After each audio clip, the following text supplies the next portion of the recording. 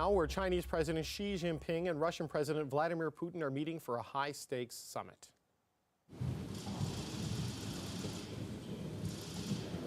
It's Xi's first visit to Moscow since Putin launched his brutal war on Ukraine.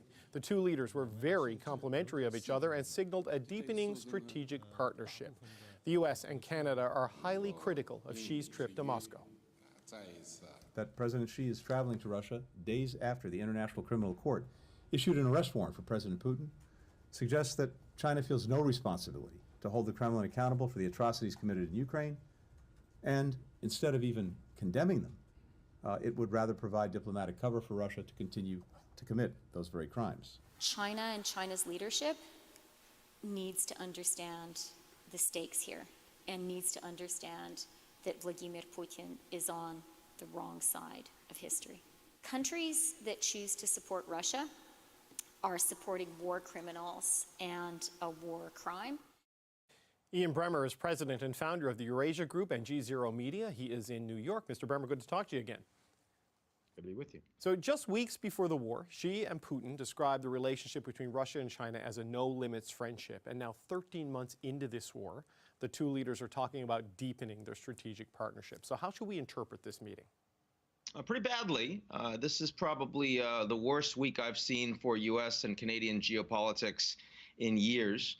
You just ran the clips. The Americans, the Canadians are deeply unhappy about the Chinese president spending 3 days in a state visit with Putin.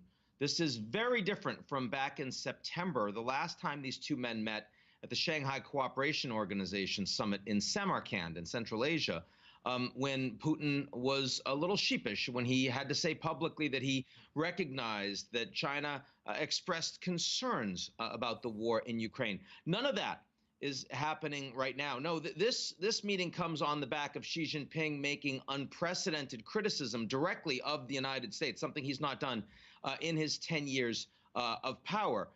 And the very fact that it comes on the back of the ICC's announcement that Putin should be arrested for war crimes, and it is a little hypocritical that, of course, the U.S. Secretary of State is calling that out since the Americans refused to recognize the ICC. But leaving that aside, it's also Putin going to Mariupol, where many of those war crimes were committed, literally hours before Xi Jinping shows up. So it's very clear whose side of the equation the Chinese are on here. You know, Secretary of State Blinken, who you mentioned, he suggested that China's so-called peace plan for the war is nothing more than a stalling tactic. What would they be stalling for? Stalling for what?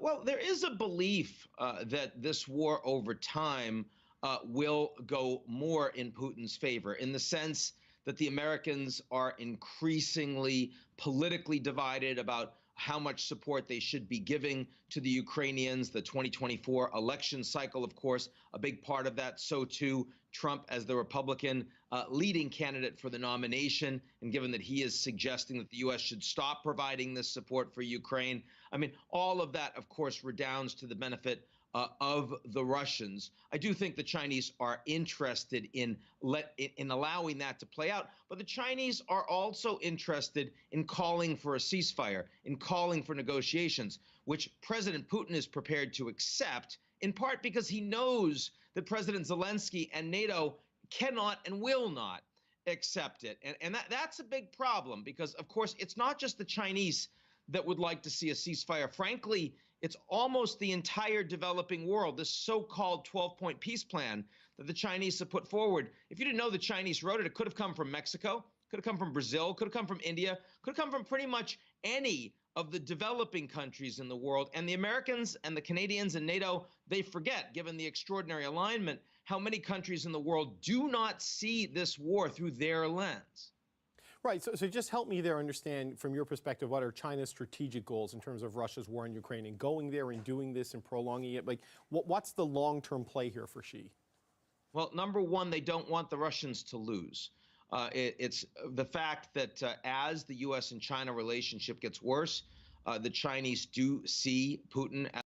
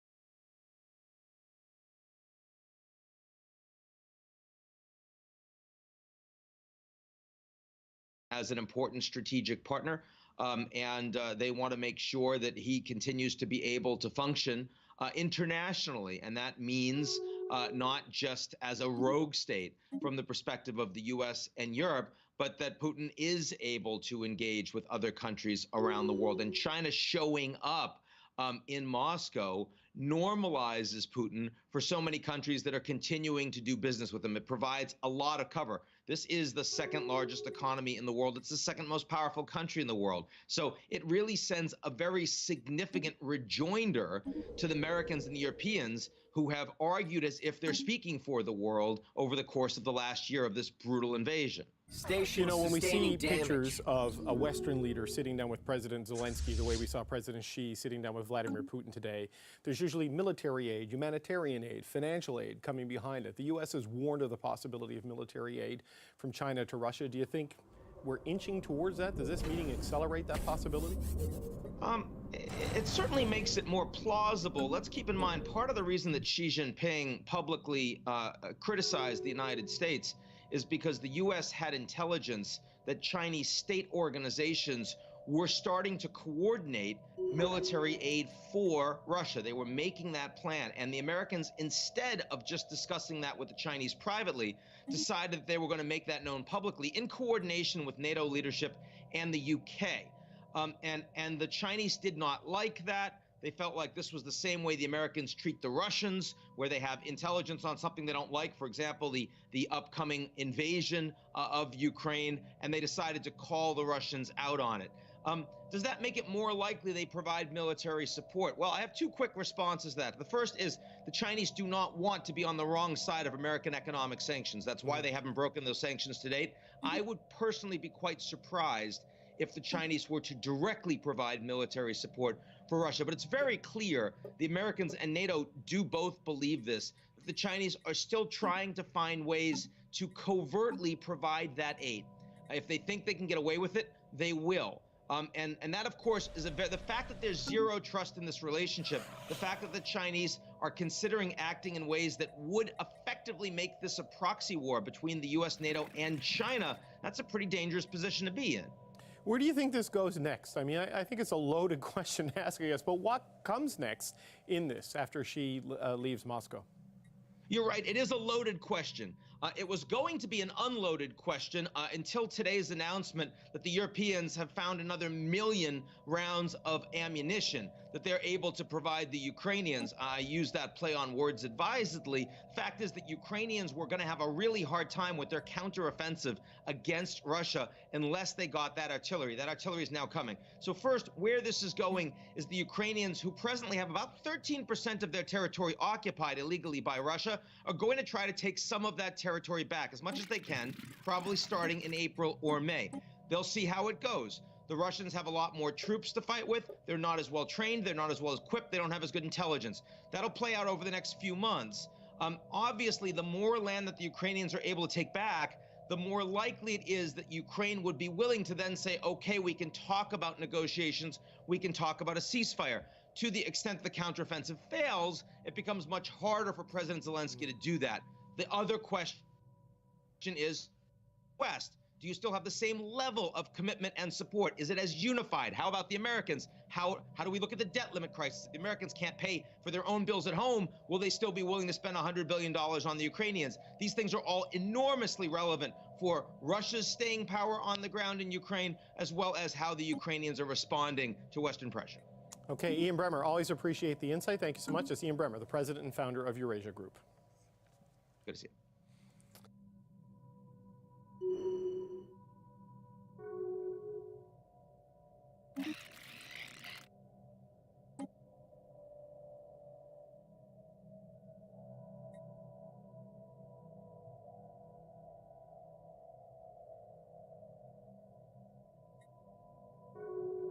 Mining station. All right, let's have a offline. little fun here. Before we get to some serious Receiving stuff, you know transmission. that one of my favorite things, if you Receiving watch my live transmission. streams, is when Donald Trump has technical problems with his audio, and it actually happens a lot. Incredible. Oh, these people don't know what the hell they're doing. Further scream that his days are numbered. Trump, this is a gross prosecutorial deal that included the largest agricultural worth of our farm product at all. Okay. But I think, Eric, they're not like they lived up. I used to check it every week. Are they buying? Are they buying? Okay. So yesterday, apparently in the middle of thinking he's very close to getting arrested, Donald Trump called in to some Pastors for Trump show. I don't even know how he gets booked on this stuff, to be totally honest. And it's all really weird. And about 50 seconds in, when they ask him for a prayer call, the audio just goes completely crazy. And then Trump claims that the radical left hacked him.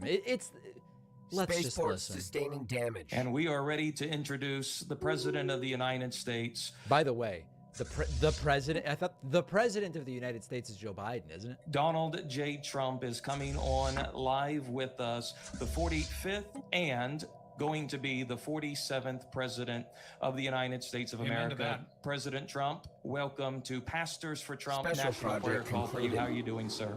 I'm doing well, Jackson. I appreciate it, and it's an honor to be with you. And I just heard our great General Flynn and my friend Roger Stone. So we already have the echo, but this is nothing compared to what happens. And I was very honored to give them full pardons because they were treated horribly by government, these radical left lunatics. And they have full pardons. They're almost as clean as you are right now, Jackson. That's them in a very special category, okay? But they're two terrific people that really suffered greatly at the hands of crazy people. So this was my my great honor. And Clay, thank you very much for the great job you've done, and Kristen Davis. We appreciate it very much. Receiving transmission. President Trump, I wanted to tell you, I was in my wife and I were attending the NCAA wrestling event in Tulsa, Oklahoma, and we could see you. And all I could say is that my wife and I, Pastor Jackson, everybody out there is praying for you. And I think a lot of people are looking for a specific need that you have, sir. What is the prayer that you would like for the thousands of pastors who are tuning in right now? What is the specific prayer request that you have tonight, sir?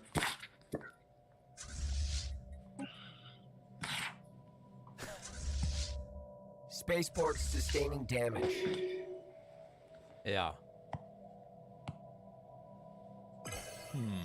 Genetic improvement project concluded. This is all still live, remember. They can't hear that. Spaceport That's Trump saying they sustaining can't hear damage. that.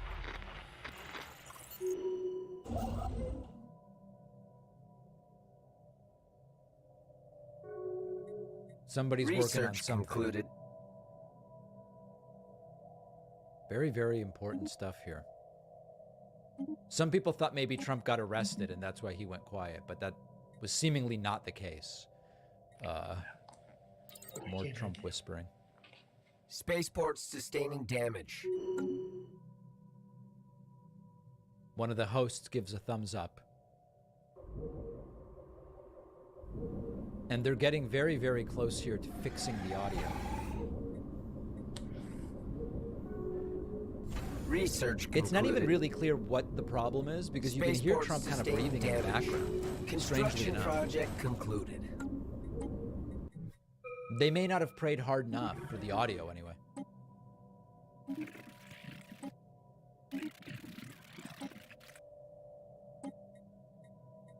Everybody's getting upset now.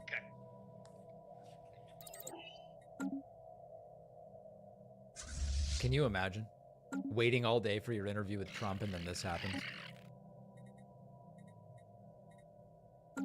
Okay, I guess we have a little phone miscommunication, and I think what happened is the Research radical concluded. left. The radical left was working on the phone. There's no question about it. But I think you heard what I said previously. Is that right, fellas? Hello? Okay. Anyway, that's basically enough. Now there were people who wrote to me and said the reason this happened is because Trump doesn't like to answer religious Spaceport questions, sustaining right? Remember damage. this? You mentioned the Bible. You've been talking about how it's your favorite book. And you said, I think last night in Iowa, some people are surprised that you say that. I'm wondering what one or two of your most favored Bible verses are and why. I wouldn't want to get into it because to me that's very personal. You know, when I talk about the Bible, it's very personal, so I don't want to get into verses. I don't want to get into. There's no verse that means a lot to you that you think about or cite. The Bible means a lot to me, but I don't want to get into specifics. All right. So anyway, I actually don't think that's what happened. I think that was genuine tech trouble, and I loved absolutely every second of it. Everyone should have a go-to financial partner.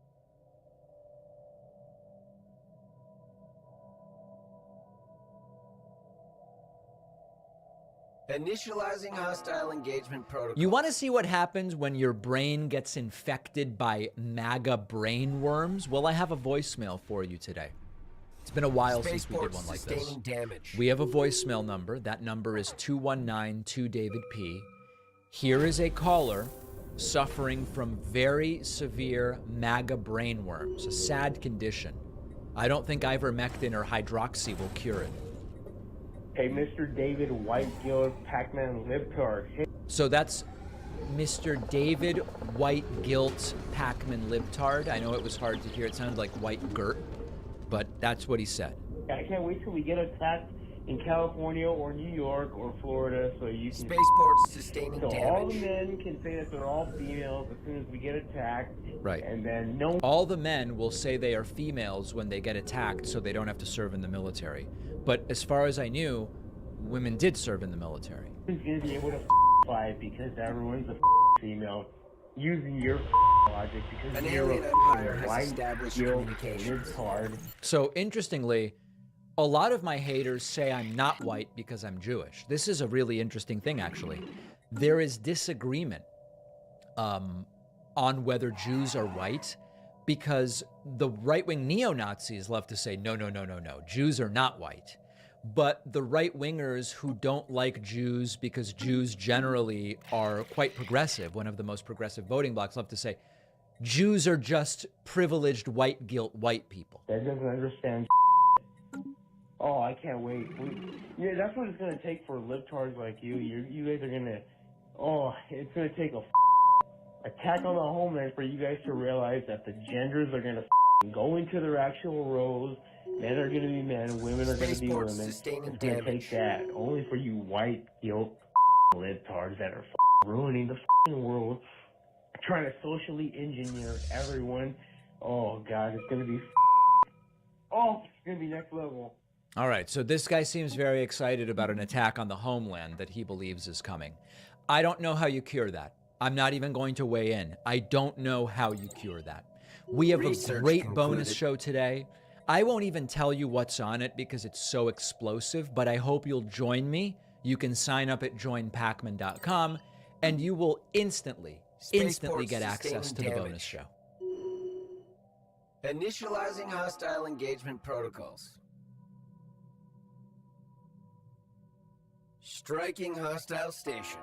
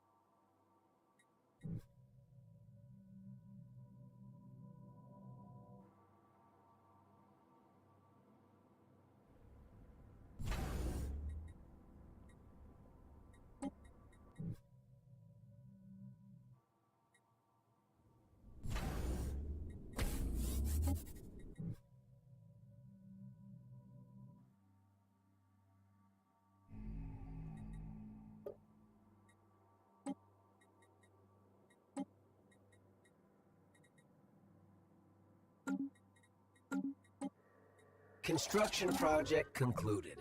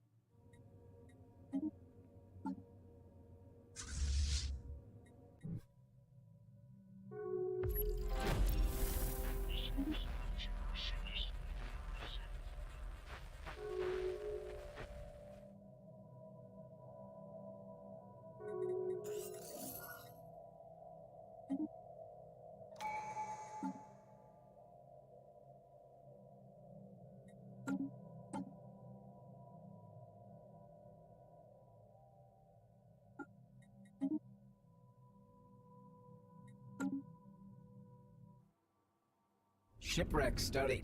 Fascinating.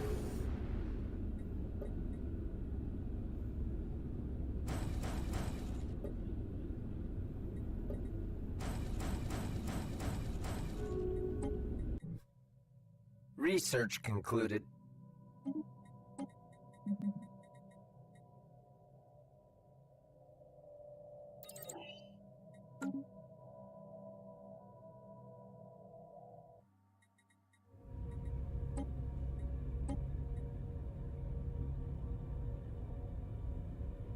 Construction project concluded.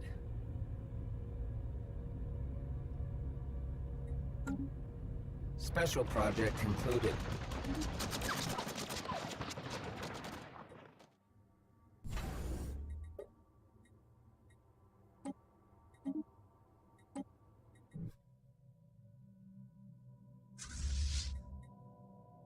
Research concluded.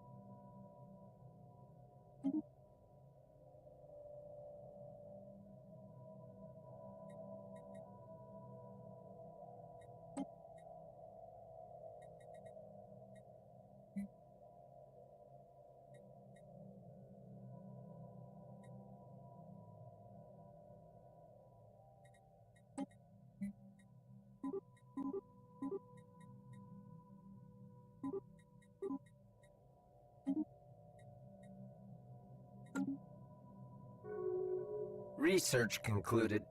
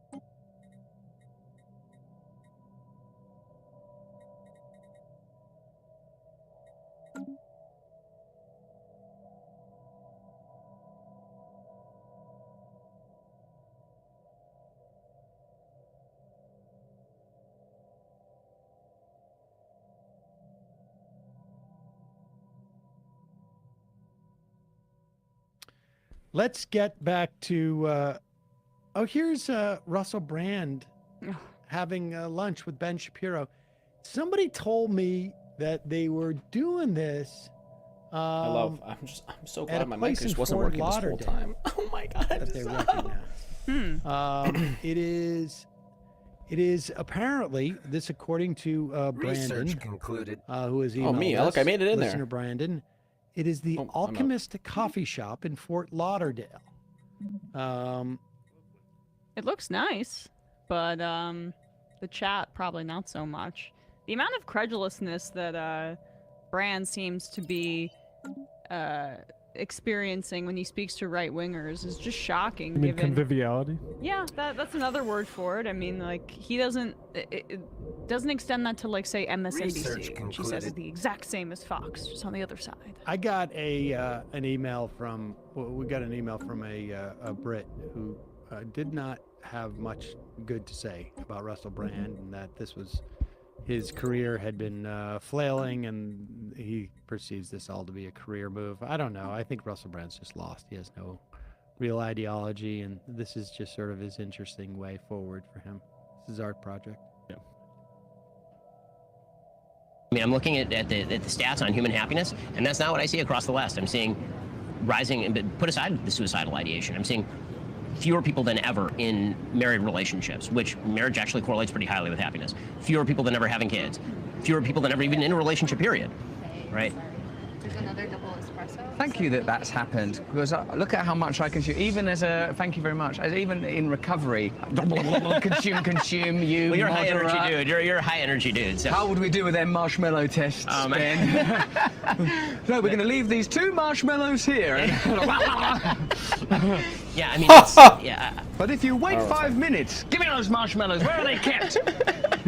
I mean, I mean, this is actually a more practical question. So you have a couple of kids. So what drove you to have kids? I mean, because this is a big question in the West now. Why should you have kids, right? The economic reward for having kids stopped existing about 2 centuries ago in the West, because it used to be that they were farm laborers, and so there was and you also had to, calculate against the possibility that a couple of them would die in infancy, and so a lot of people would have a lot of kids, and then literally everywhere on planet Earth. Sorry, there's another way to say that there was an economic reward for. First of all, what he's referring to is not what I would apply in terms of my analysis to the reason that maybe people are more reticent to have kids in today's America.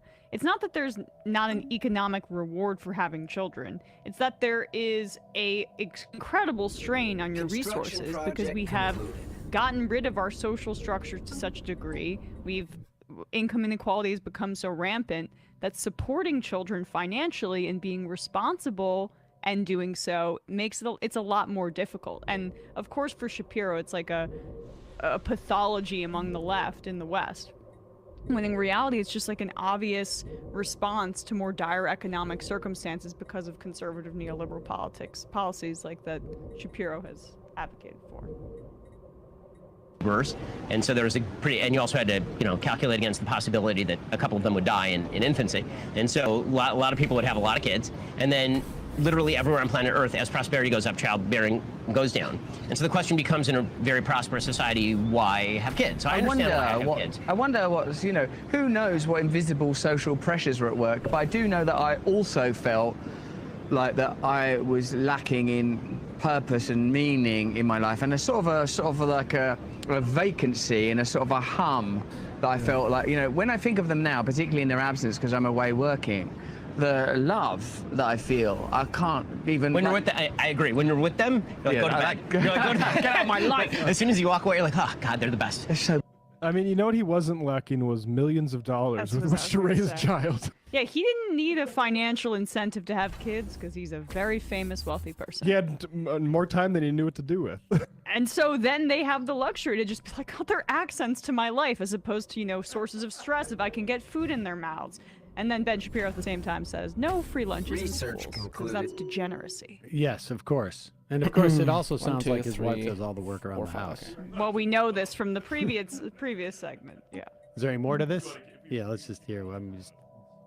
Perfect. They're so beautiful. They're so. We have to go terraforming. I even like whilst I take your point about the evidence of I missed out gene therapy and I have to wait fucking 600 malice, selfishness in the conduct of a child in the uncivilized, unsocialized. Well, they're innocent, but not good, right? There's a difference between innocent and good. Ah, oh.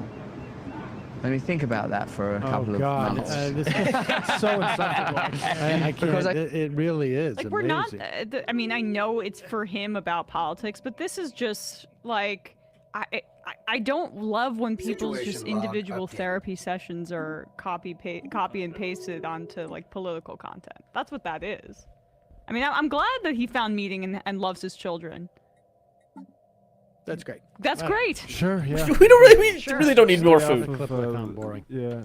He's just the interesting part was that. Okay, cool. Russell Brand, dumb. Yep, we get it. Moving on.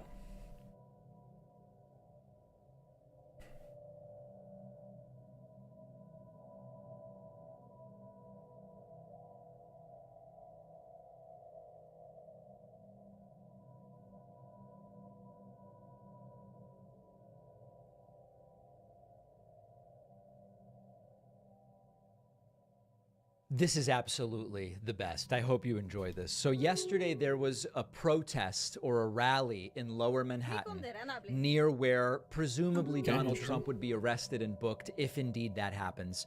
Right Side Broadcasting was covering it live. We covered it live, and it was just a complete and total mess. Barely anybody showed up. There seemed to be more media than there were actual protesters. It was wild. Right Side Broadcasting is doing interviews, and while Right Side Broadcasting is interviewing a young guy draped in some kind of flag wearing a red MAGA hat, Jason from The Good Liars, which is this satirical left-wing comedy duo, they've done really, really good stuff in the past. Slowly, Jason from The Good Liars, who if you're watching right now, you see is sort of like screen right, Jason drifts into the shot. And the kid who's being interviewed immediately recognizes Jason and says, oh, The Good Liars. The interviewer from Right Side Broadcasting apparently doesn't know what The Good Liars is, who they are, and doesn't recognize Jason. And Jason just brutally trolls. The protest was totally flaccid, and I know that technically the word is pronounced flaccid, but nobody says it that way, so I'm going to continue saying flaccid so people know. It was like a wet noodle protest. Totally pathetic. Jason slips in, and it's just, you have to see the execution here. Let's take a look. Misdemeanors and change some misdemeanors to felonies, and is specifically prosecuting Donald Trump when he did very little wrong, if anything. He's prosecuting. Look around the city right now. I mean, there's crime everywhere. Hey, Good right? Liars, what's up? How are So the kid immediately recognizes him and says, hey, The Good Liars, what's up? And Jason just tries to shake his hand and keep going. The interviewer has no clue what's going on, and this is just so well done. Hey, good to see you. There's crime everywhere, and I think like this is a political prosecution. It has to be. So right? they want to be my vassal. Is that what's happening? Fitness is in need of a military sponsor to defend us from hostile competitors. Going after him politically. So they would become my vassal, other correct? option is that Donald Trump lost by 7 million votes and is a loser who can't deal with the fact that he lost the election because he based his whole personality on being a winner and calling people losers. So So you think his attitude, his approach, his personality is what... So now they are my vassal in now. this mess in the first place, potentially, or I'm just going to choose to believe Vassal. the Vassal election under the stolen Federation. Okay, thank you. and Jesus fucking Christ. everything that he said. The interviewer has no idea what's going on. Because I kind of like based my whole personality on supporting Donald Trump, so I'm not going to maybe accept the offer. You live in the city. I live in the city, yeah. So how's the city changed over the last couple of years here? I mean, I know crime, but I don't live here, so I can't judge whether or not it's gone up or down. Yeah, the New York City, I think, is maybe 59th in crime right now. I think there's 4 cities in Indiana that have more crime statistically than New York. And the kid next to Jason, who's really a MAGA guy, knows exactly what's going on, but he's allowing this to continue, which is just amazing.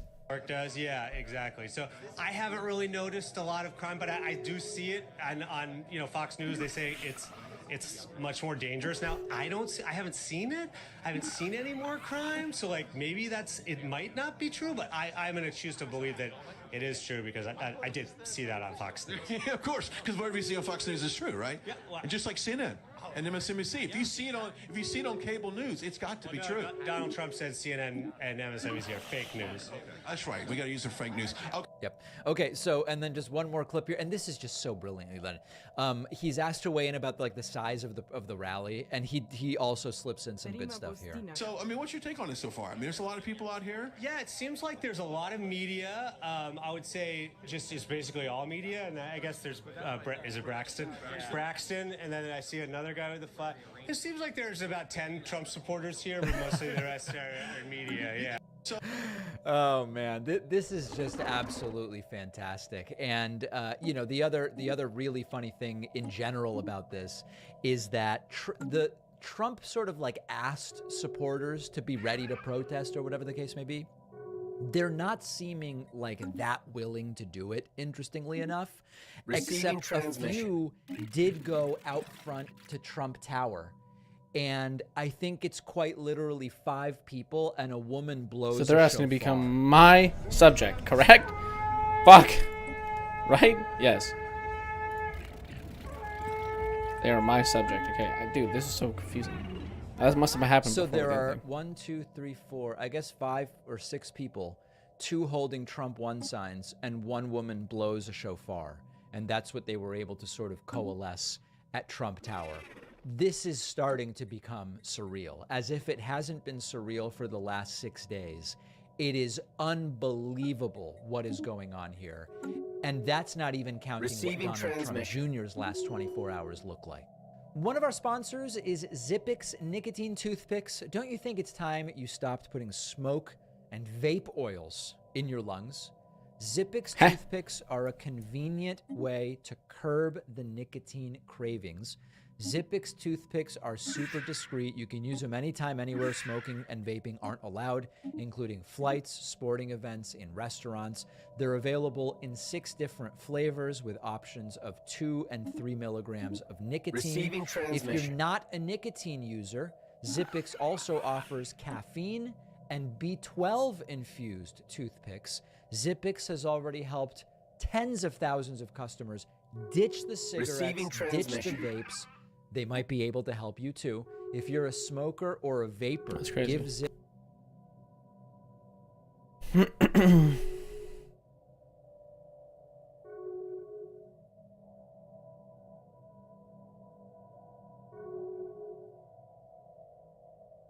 The false gap. Intentionally creating a weakness in your position and baiting the enemy into attacking it, then exploiting that attack. To make this tactic work, let's try out 2 different scenarios, starting with an army of elite troops. In this case, we're outnumbered 3-1. Our army is composed of a shield wall, cavalry, and shock troops. We can separate out the shock troops by adding filters to each formation. Here's the basic structure. 2 cavalry divisions on the left flank to counter enemy horse archers. 4 groups of shielded infantry in the center, and shock troops held behind in reserve. The battle starts with the enemy blindly charging horse archers into our center and veering off to our left, which is where we charge both groups of cavalry. Using 2 groups of cavalry is ideal here since we want one group to force them back and another group to stop their retreat, effectively creating a sandwich of death and destruction. This cycle repeats a few times as the enemy infantry line approaches. When their shield wall is within 100 meters of ours, we break apart our line into a left and right flank, leaving the center completely open.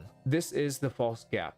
From here, a few things can happen. The enemy will concentrate their troops on one of the 2 sides, they will split into 2 distinct groups, or they will hit both sides and send troops through the center gap. In this case, because of our lack of archers in the rear, they decide to split troops into 2 groups.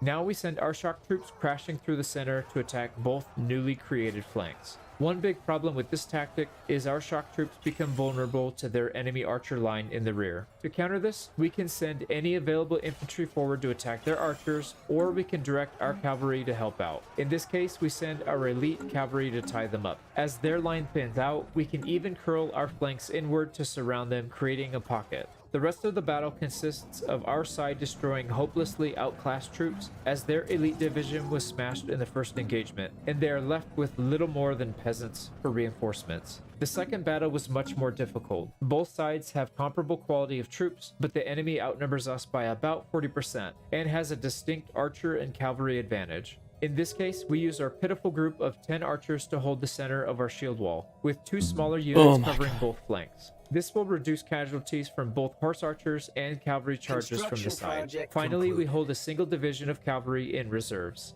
As usual, the enemy horse archers charge to the front and try to take out our left flank. We counter by moving our cavalry to cut off a further flank. We're not looking to engage them, but simply keep them out of our backfield. The enemy shield wall approaches at an odd angle, but once flushed, they take the bait and wipe out our weak archer line. We send in the specialized shock troop division to shore up our center and then break their line in 2. We don't have enough shock troops to fight both sides, so we help our right flank first, pushing through their shield wall and getting to the rear of their formation. On a man-to-man basis, they cannot deal with our shock troops. However, once again, the biggest threat are the archers to the rear of their line. We send in our cavalry to try to distract them. Once the right side has mostly been dealt with, we can slide our shock troops to the left to clean up. The balance of power has swung heavily in our favor now, since we've dispatched the majority of their high-tier infantry. The biggest issue now is dealing with enemy mounted units. Up until now, our line has held up, but we can't keep them from getting to the rear because our cavalry has dwindled down. And this is where I think the biggest mistake was made. Their infantry posed very little threat compared to their mounted forces, yet the formation I used was to counter the enemy infantry. The shock troops still performed well in the rear, taking out enemy cavalry that tried to pass through, and our frontline shield wall held off the enemy infantry with ease. But with each passing cavalry charge, our numbers shrank. And because Bannerlord has a janky reinforcement system, our reinforcements were easily swallowed up by the enemy because they spawned in right behind them. We did get another opportunity to deploy the shock troops to great effect though, pulling them around our right flank and rolling up the enemy's right side. But all good things must come to an end, and our brave shock troops fought to the last man. Clearly, this was a battle of attrition now, and it would come down to small unit tactics. With the enemy infantry dealt with, it was time to charge the enemy archer line. It's always painful. Losses are inevitable, but once our line meets theirs, it was over in seconds. Now, all that's left are to deal with a handful of horse archers and melee cavalry. However, it's incredibly important to remain composed and stay in the fight. It might seem like an easy win from here, but against repeated cavalry charges, we have to consolidate every single unit we have and hold our ground, or get picked off one by one. Cavalry's biggest strength is being able to hit and move, so we counter by keeping as compact a formation as possible, ensuring that some of their horses will get stuck with each charge. We eke out one of the slimmest margins of victory. Only 8 troops survived, while casualties totaled nearly 2,000 combined. Using the false gap tactic afforded us a massive lead early in the battle, allowing us to absorb the mistakes made later on in the battle. Let me know what formations and tactics you would like to see me try out next. A big thank you to all the YouTube members and Patreon supporters. I don't take corporate sponsorship money, so your donations go a long way to making up for that.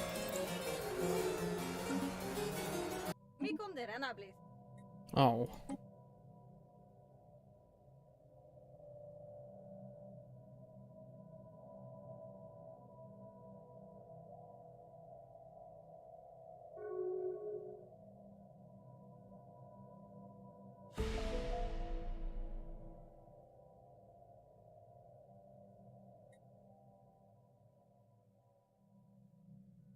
Oh yeah, I totally forgot about this fucking planet.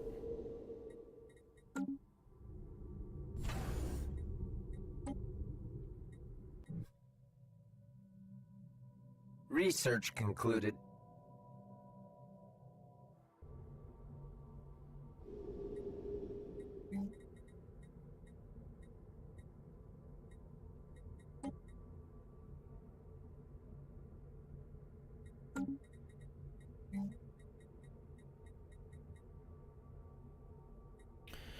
This place has a decent amount of potential. I just need to clear the garbage. But I haven't been doing any research into any of that, so... Frankly, that's a little Aki word.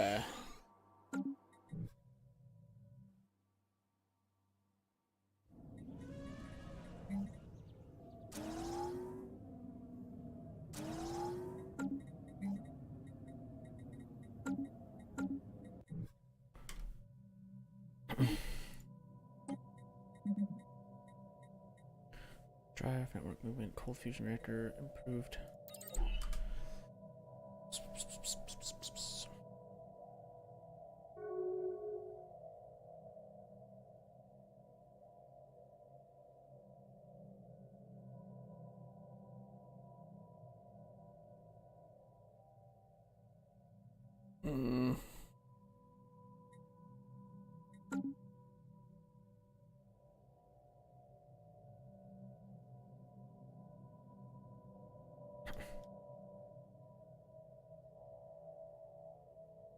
Derima Bostina.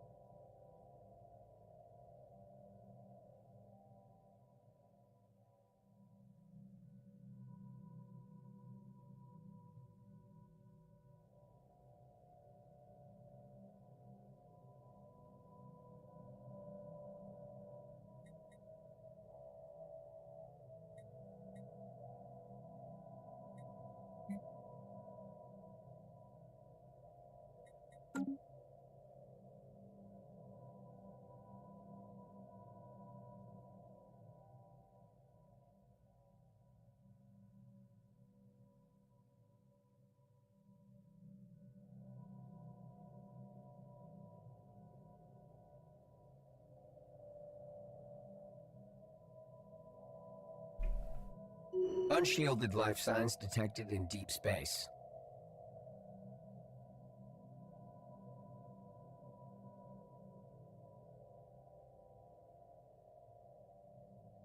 The Zoom Nate. What? Oh, this guy. Who the fuck am I at war with? Yeon Republic System. Oh, you guys are fine. I don't even need to worry about this. Jesus, you guys are humongous.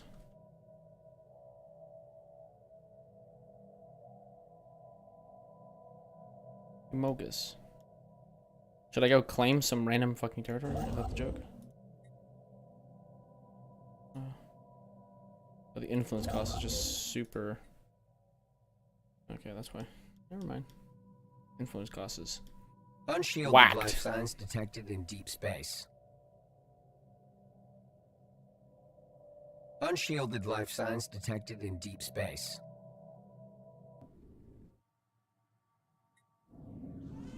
Get it. Unshielded life signs have been detected in deep space. I get it!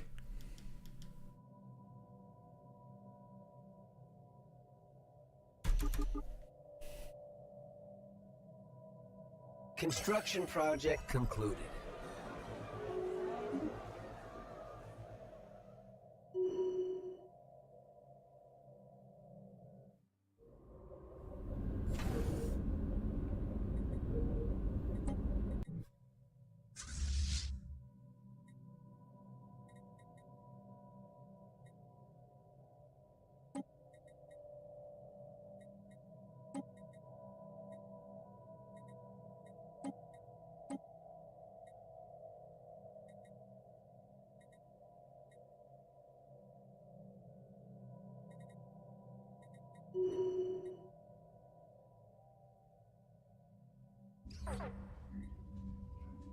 Evading hostiles.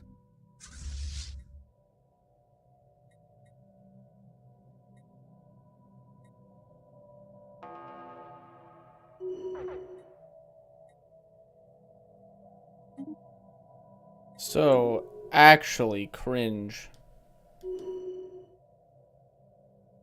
The moment I press upgrade, these motherfuckers are like, I'm going to attack you now. Fuck you. Mining station offline. I can send both of them.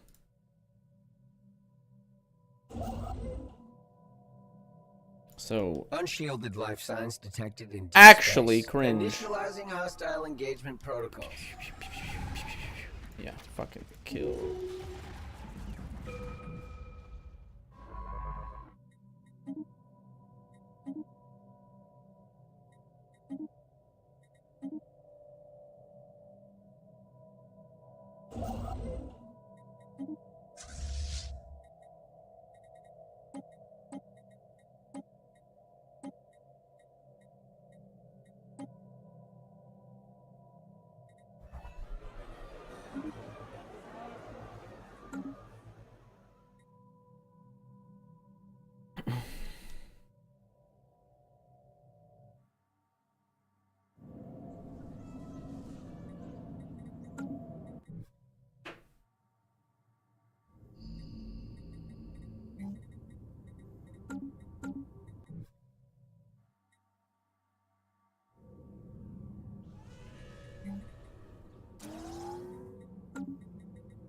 Shipwreck studied.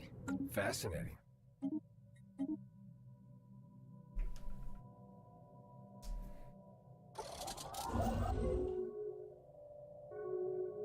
Unshielded life signs detected in deep space.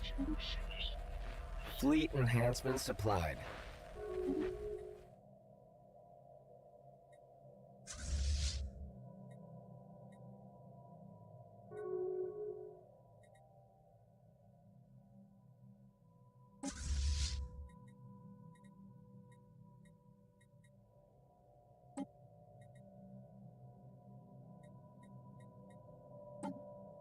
Construction project concluded.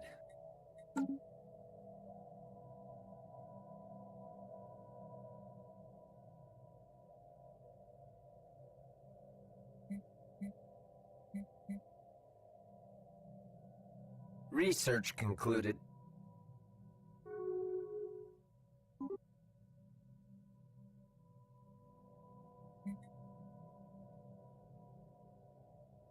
Unshielded life signs detected in deep space.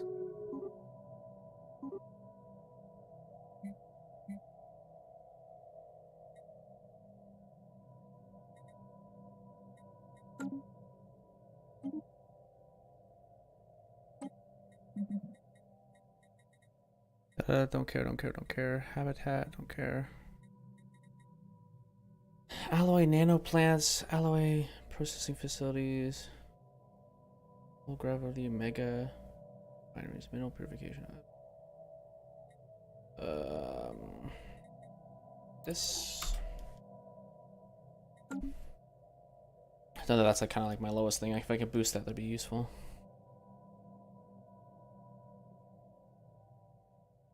Just waiting for the fleets to kind of be done.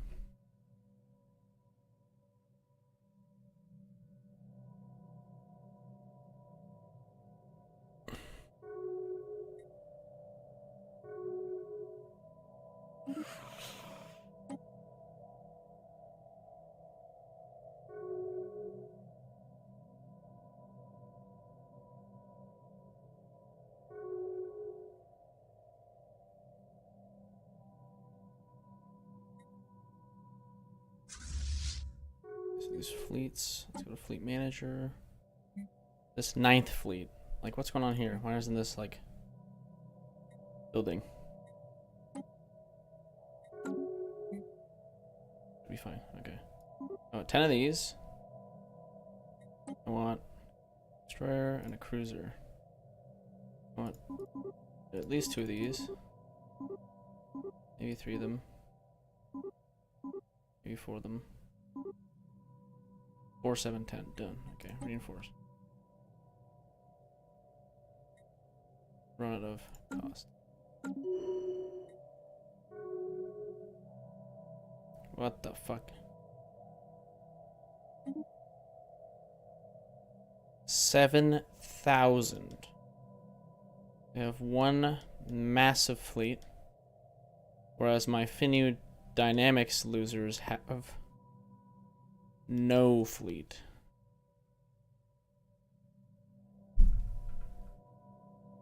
That's so awesome.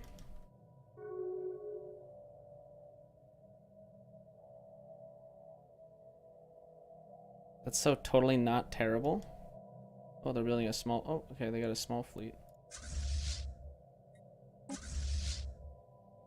I can send my fleets into there. Got 2 fleets I can send you. Yeah, that's not really true, apparently. This one still won't fucking reinforce. I don't know what's going on here. Are you reinforcing or not? What's happening? Okay. You're eventually doing it.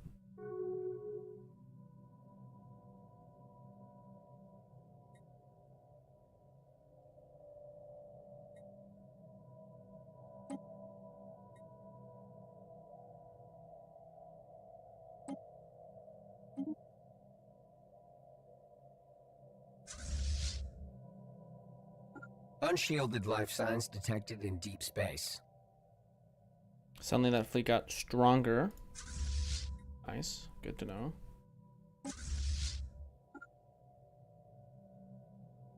This fleet is chilling here. I don't know where the fuck it's going. It's chilling. Okay. It's like a 10k fleet there. Nice. Oh, they're at war with these guys too. Okay, we're fine. We're gonna crush them eventually. Just about who crushes what and when do I... Oh, my naval capacity. Oh my god.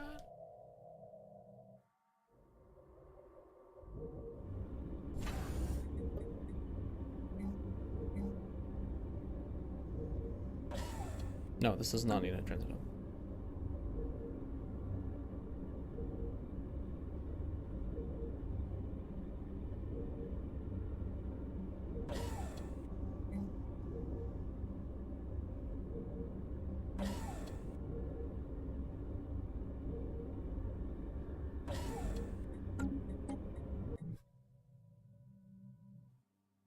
This would be a defensive platform.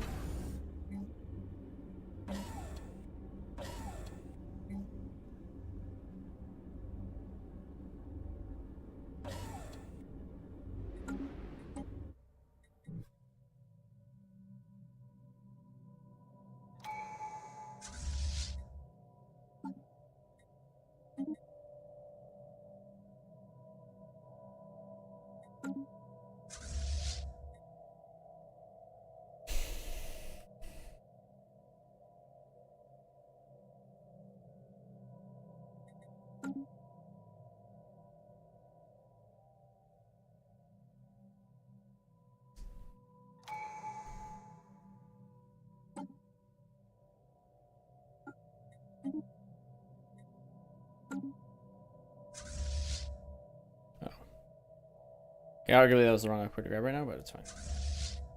They don't actually have the naval capacity for the extra fleet command. Unshielded life signs detected in deep space. It's all fine. So I got a 6, maybe 7k group of baddies. Oh. Oh, they're getting fucked up. Another day, another scientific breakthrough. Flame Fabricator, Star Fortress. Oh, no, don't care about that. Is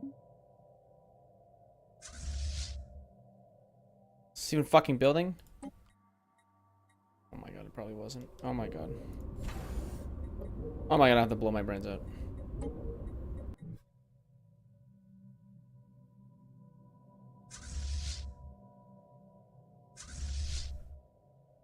It's going to have to happen. My brains will need to be blown out of their sockets. Yeah, my brain sits in multiple sockets. You didn't hear that wrong. camera.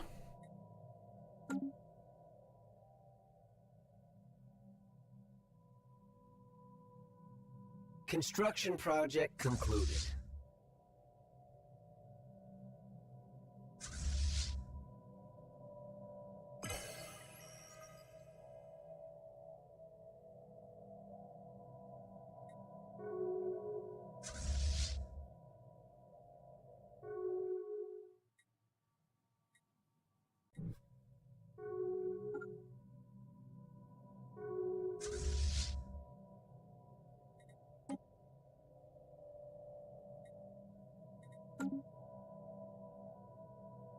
Construction project concluded. Mi condenable.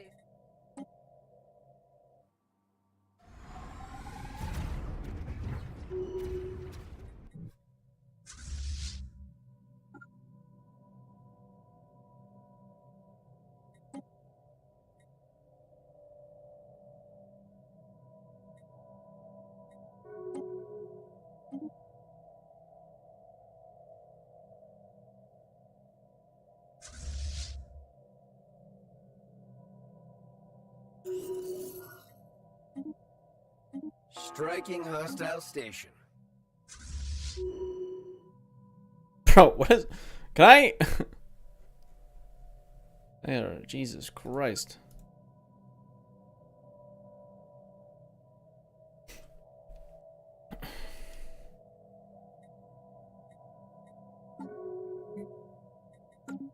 They want miners? What the fuck, dude? Damage. Kinda weird.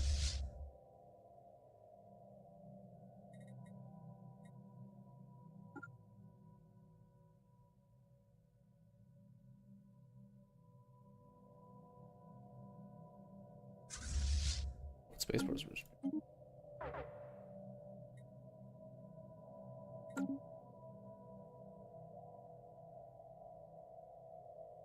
Spaceport sustaining damage. Which spaceport? I don't know.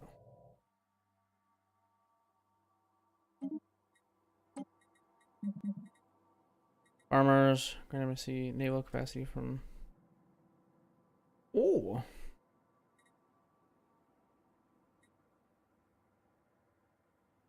But my diplomatic weight. I just really want that. Barrier point, disruptor, fire controllers, research complexes, barrier defense, disruptor. This should reroll. Striking hostile station.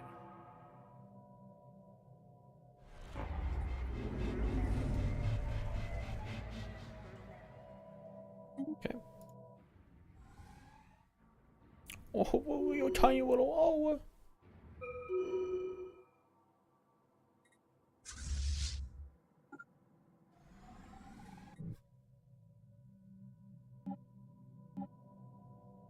Initializing hostile engagement protocols.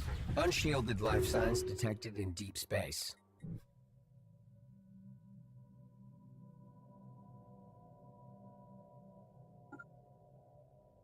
Going after the big dogs.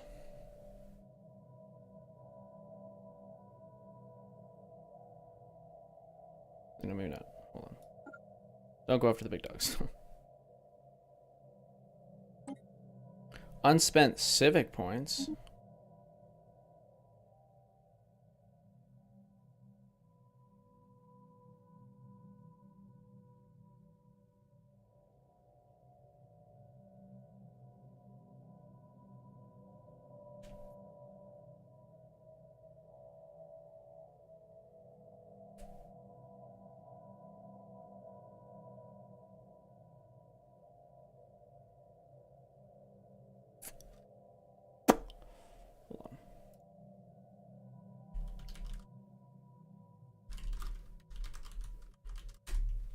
Great spelling. You can get up. You can get up your policies correctly. Okay. Master crafter.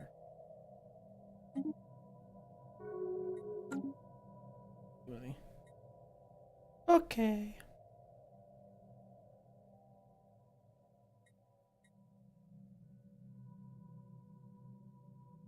Initializing hostile engagement protocols.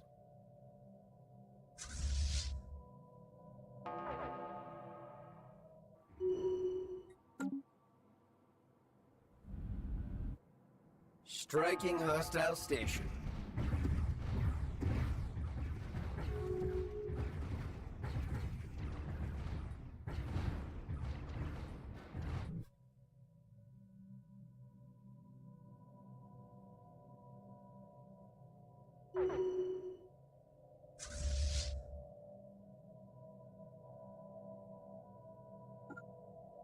Spaceports sustaining damage.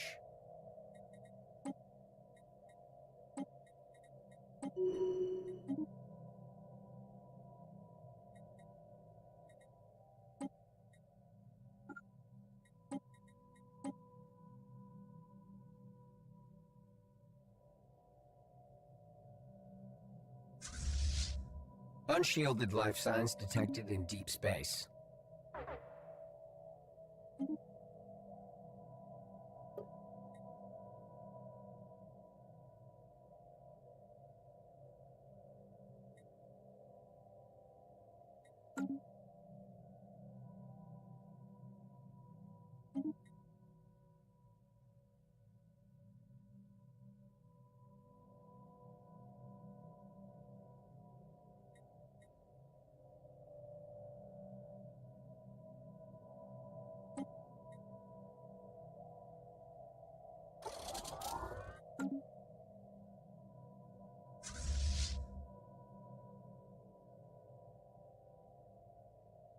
Hmm.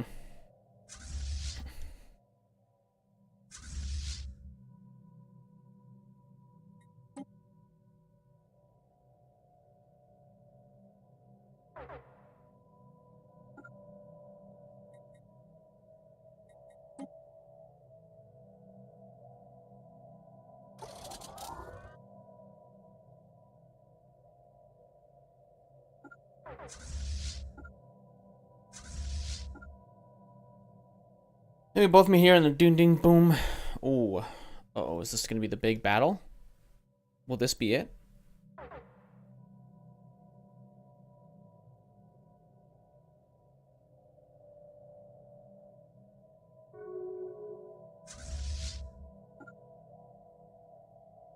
We vastly outnumber them now. Are they going? Oh, they're not. Oh, they're running away. No.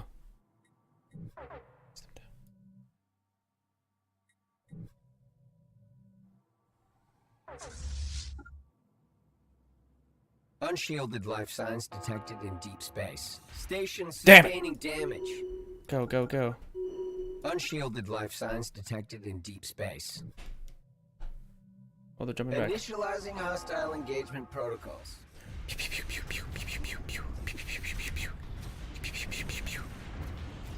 This beauty. Oh my god. Oh, Research concluded. oh, they were immediate. Oh, oh, I couldn't even go into slow mode. They were just so quickly annihilated. Oh, I'm so sorry. Okay, there's a bunch of research I gotta do. Hold on.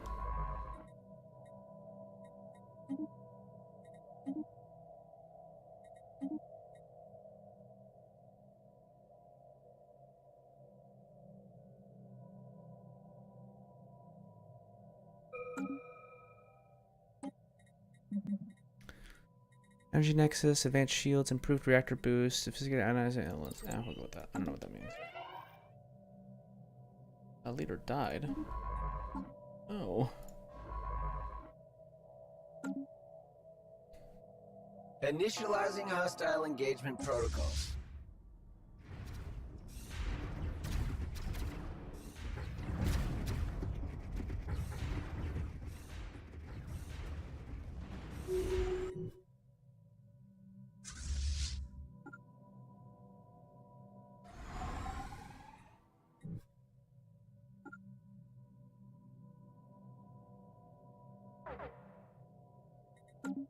How do I check what worm? Oh, this one.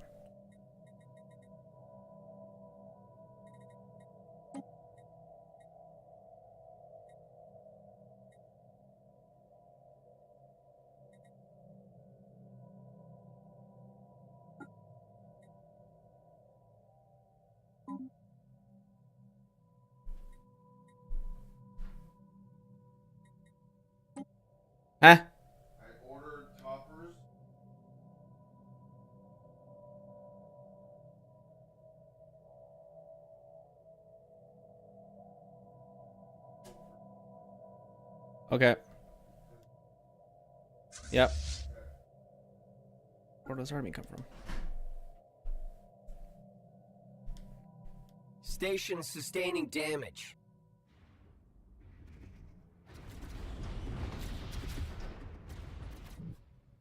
What the fuck?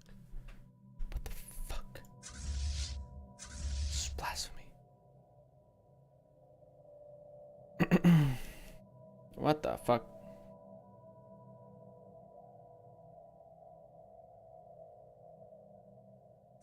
Spaceport offline.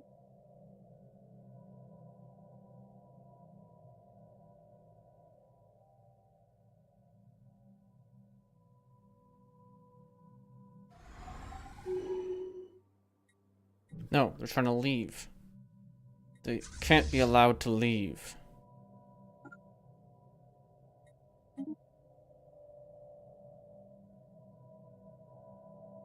But if they do leave, I can run over there, destroy their thing, heal my ships, wait for them to come back, destroy them.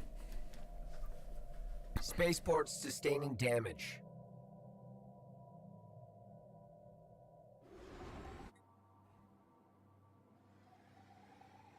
Initializing hostile engagement protocols. Striking hostile station. Spaceport sustaining damage. Oh no, that scientist like died on his way here, so we didn't.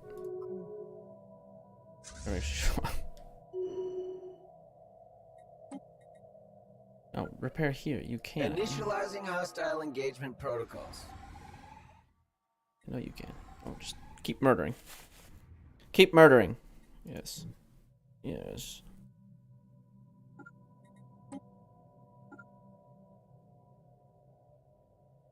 Now wait for them to come back into our... Oh, actually, they're still fighting that thing, so... Let's go find them instead.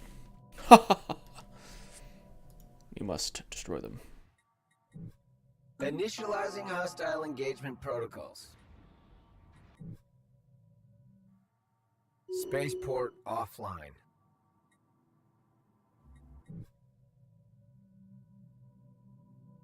Spaceport sustaining damage.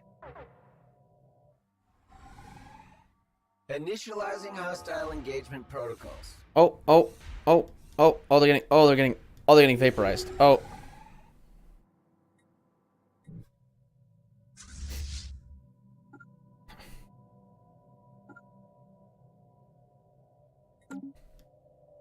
Spaceport sustaining damage. What spaceport? I think they're talking about like other people's spaceports, I swear. Spaceport sustaining damage. Dude, where are these fucking fleets coming out of? They're spawning fleets out of their ass. That's because they're like literally teleporting away. Deep space constructor sustaining damage. Spaceport sustaining damage. They're like straight up just like teleporting. Bro, where are these pirates? God. You're so fucking annoying. With your blasted pirates.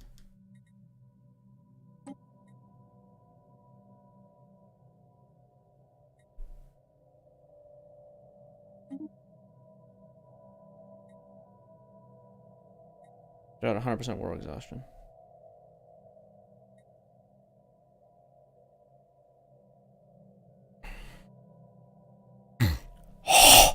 Fuck.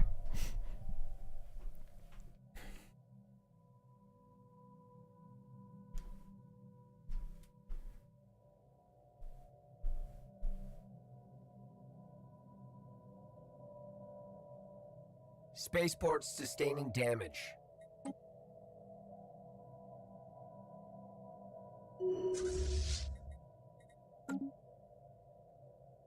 Mining station offline. I can't deal with these stupid, blasted losers.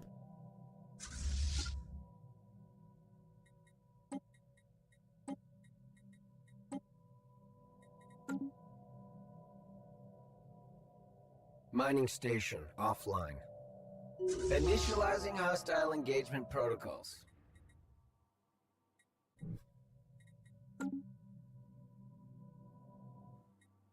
swear to God, I was able to repair here. I don't know why I can't anymore. Unshielded life signs detected in deep space.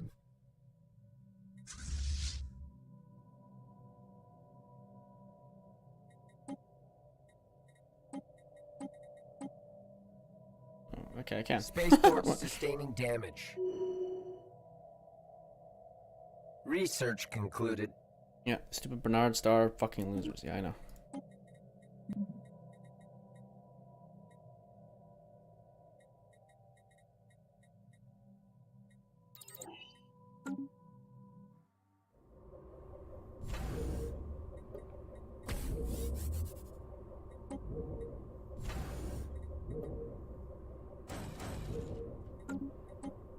Build a couple cruisers and we can go maybe murder them. I'm not sure.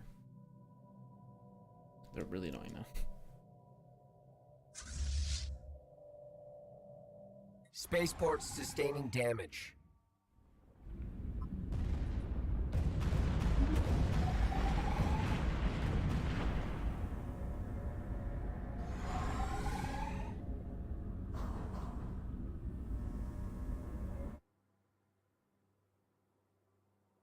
Spaceports sustaining damage.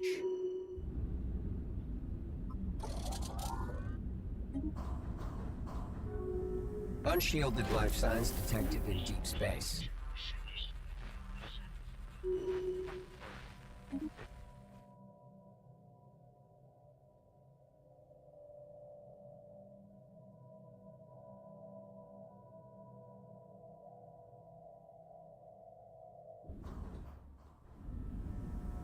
Shipwreck studied. Fascinating. Spaceports sustaining damage.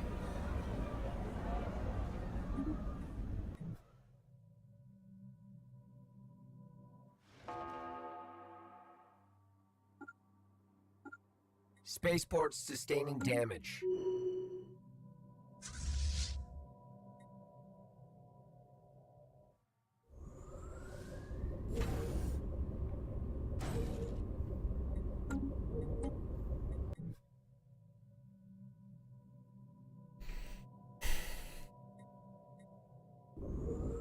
Research concluded.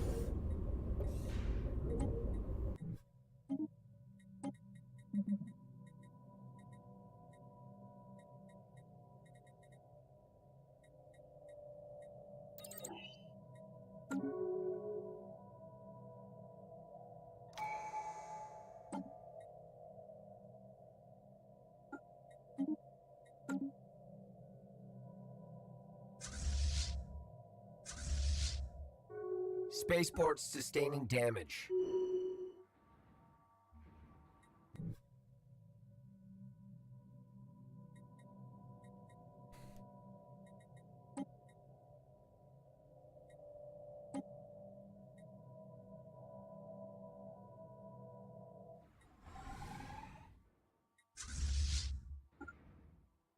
Initializing hostile engagement protocols. Bro, you're actually so fucking annoying. Spaceports sustaining damage.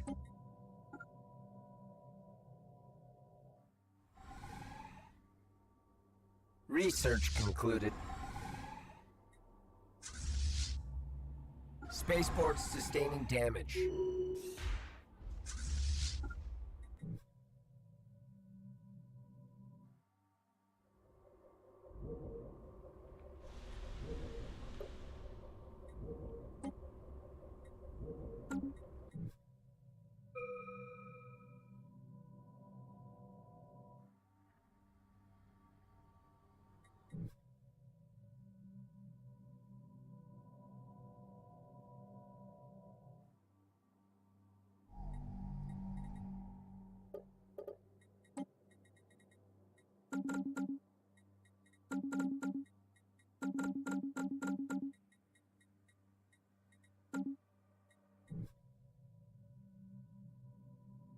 Unshielded life signs detected in deep space.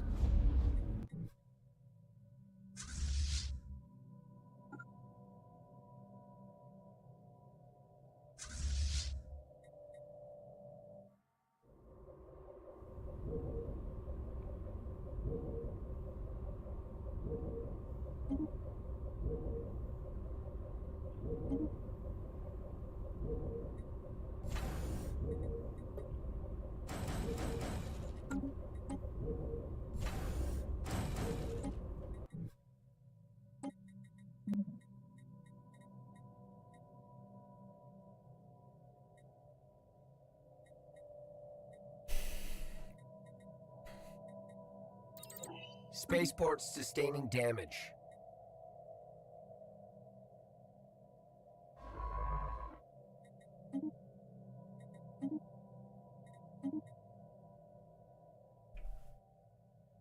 Spaceports sustaining damage.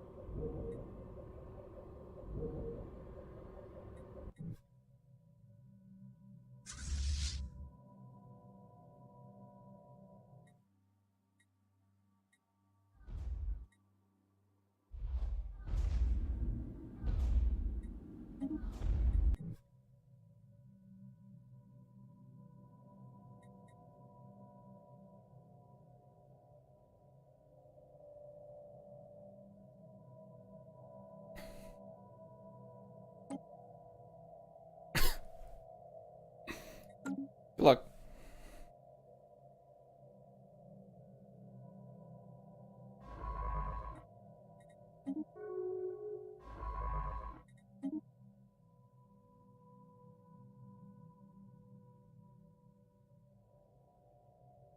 Spaceports sustaining damage. Shipwreck studied. Fascinating.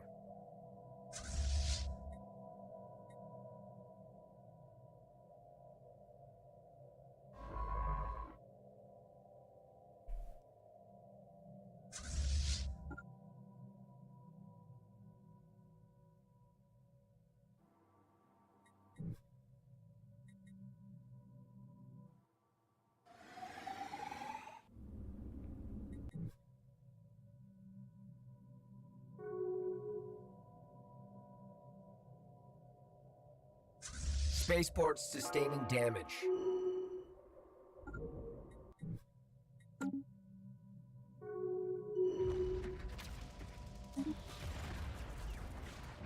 Initializing hostile engagement protocols.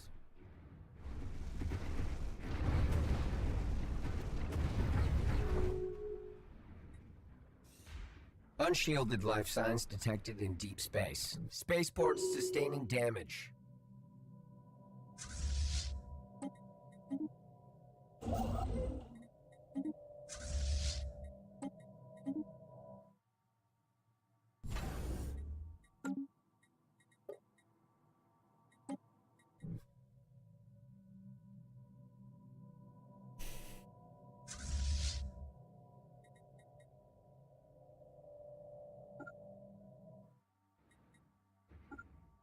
Bro, I'm gonna blow my brains out, man.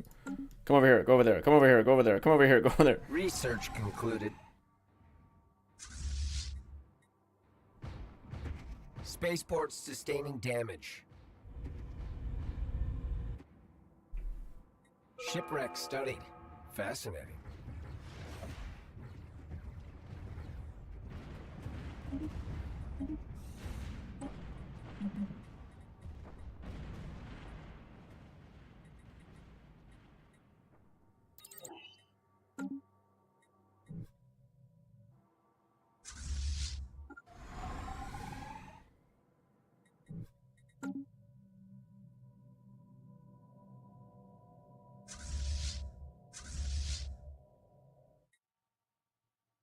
Shipwreck studied. Fascinating.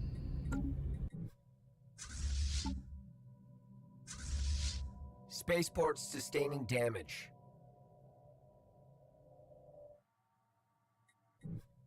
Construction project concluded.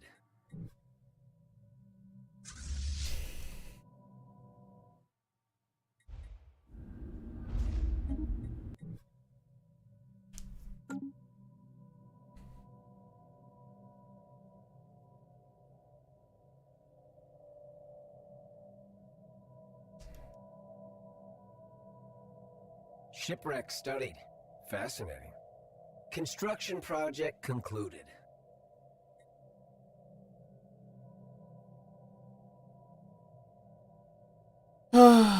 Oh, Lord.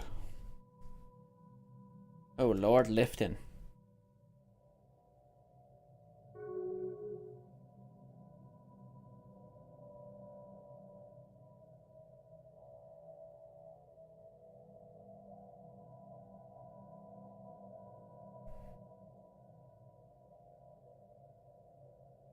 Research concluded.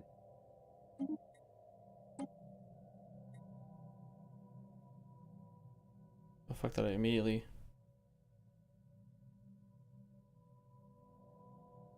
What the hell? I somehow like passively research stuff. That's kind of crazy.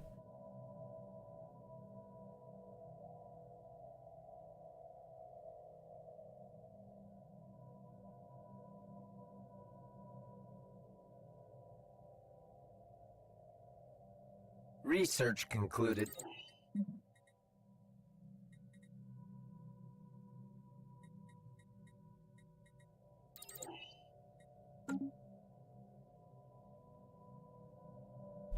Shipwreck studied.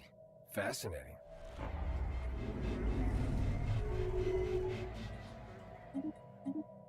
Special project concluded.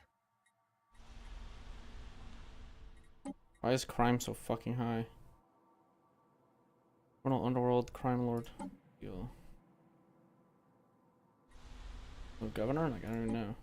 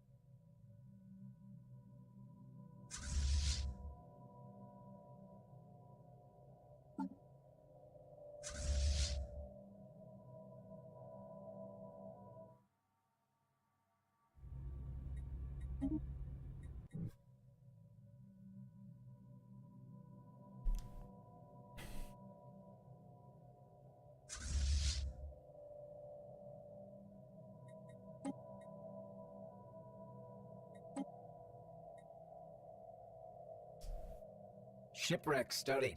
Fascinating.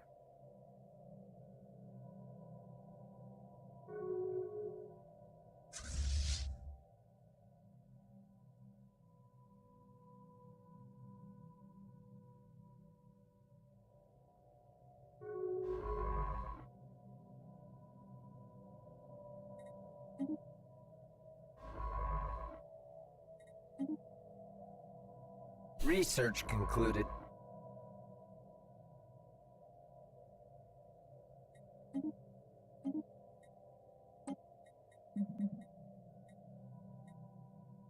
Oof, naval capacity though. Oh, I want it so bad. I need it.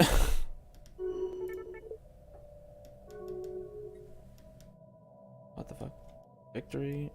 End of... Oh. Look at that other war. Oh, they just consumed them. Nice. Receiving transmission.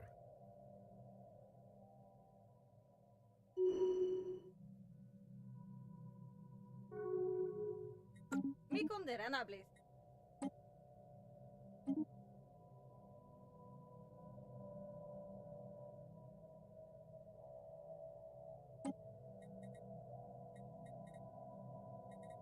So 3.1k.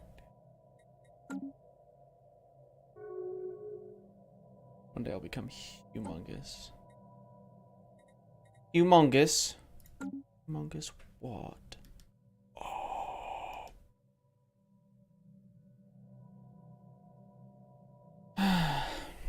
Just want this damn war to end, but I gotta land troops places because the AI won't do it, so. Here I am.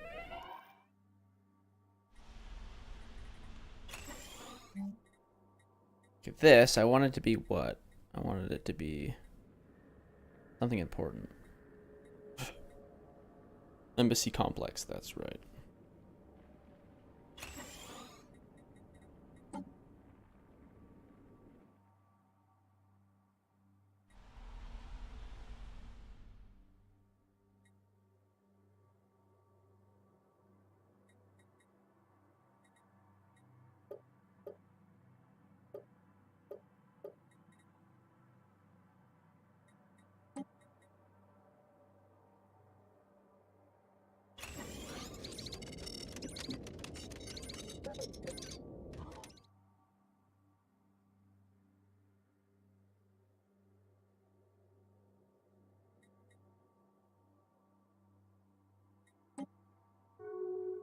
Another day, another scientific breakthrough.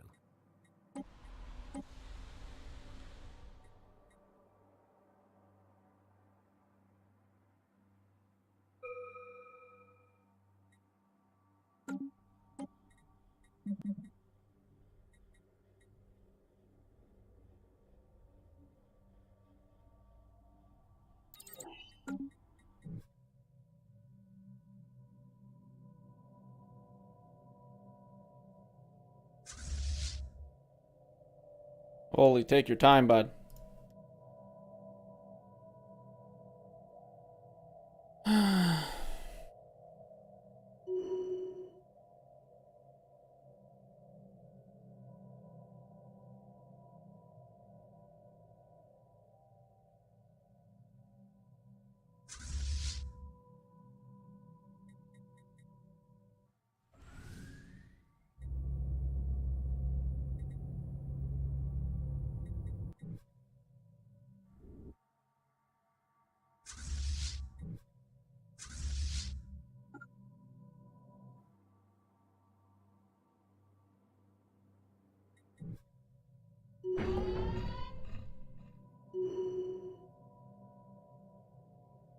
What the fuck? Are these just...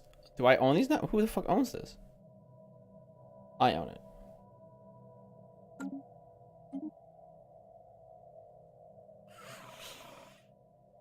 They're not my vassal. What the fuck? You just auto piece out of here and I just got a bunch of fucking territory for free?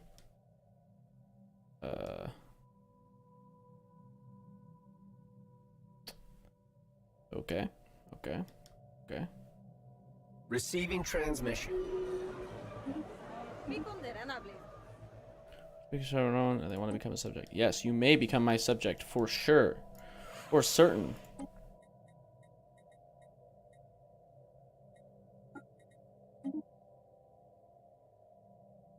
We want to improve our relations with you because you will become my next subject.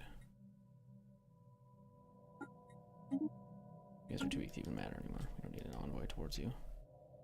Human hierarchy, you're my subject now. You will be my next subject. Upgrade fleet. Upgrade fleet. Upgrade fleet.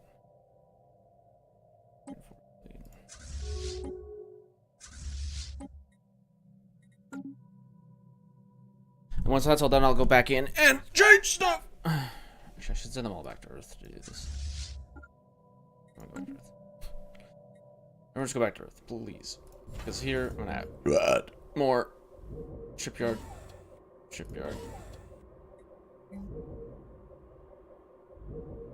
Full trading company.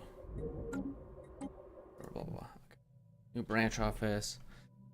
Blah blah blah blah blah. Okay. Randomly got a bunch of shit for no reason. Don't really know why. Don't really care why. I've got it now. That's all that matters. Leader died. Who died? You died. Nobody to recruit. Recruit. You. Sure. Don't care. Don't care who you are. Find you on this thing. Sit here. Research.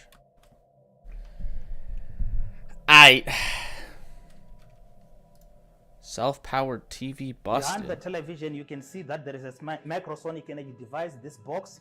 This is the device that is converting radio frequencies into pure energy. The gifted innovator also designed and built an electric-powered vehicle, hybrid helicopter, and a drone among some of his groundbreaking innovations in the high-tech global entrepreneur ecosystem. He is one of the most significant young innovator and inventors in Zimbabwe.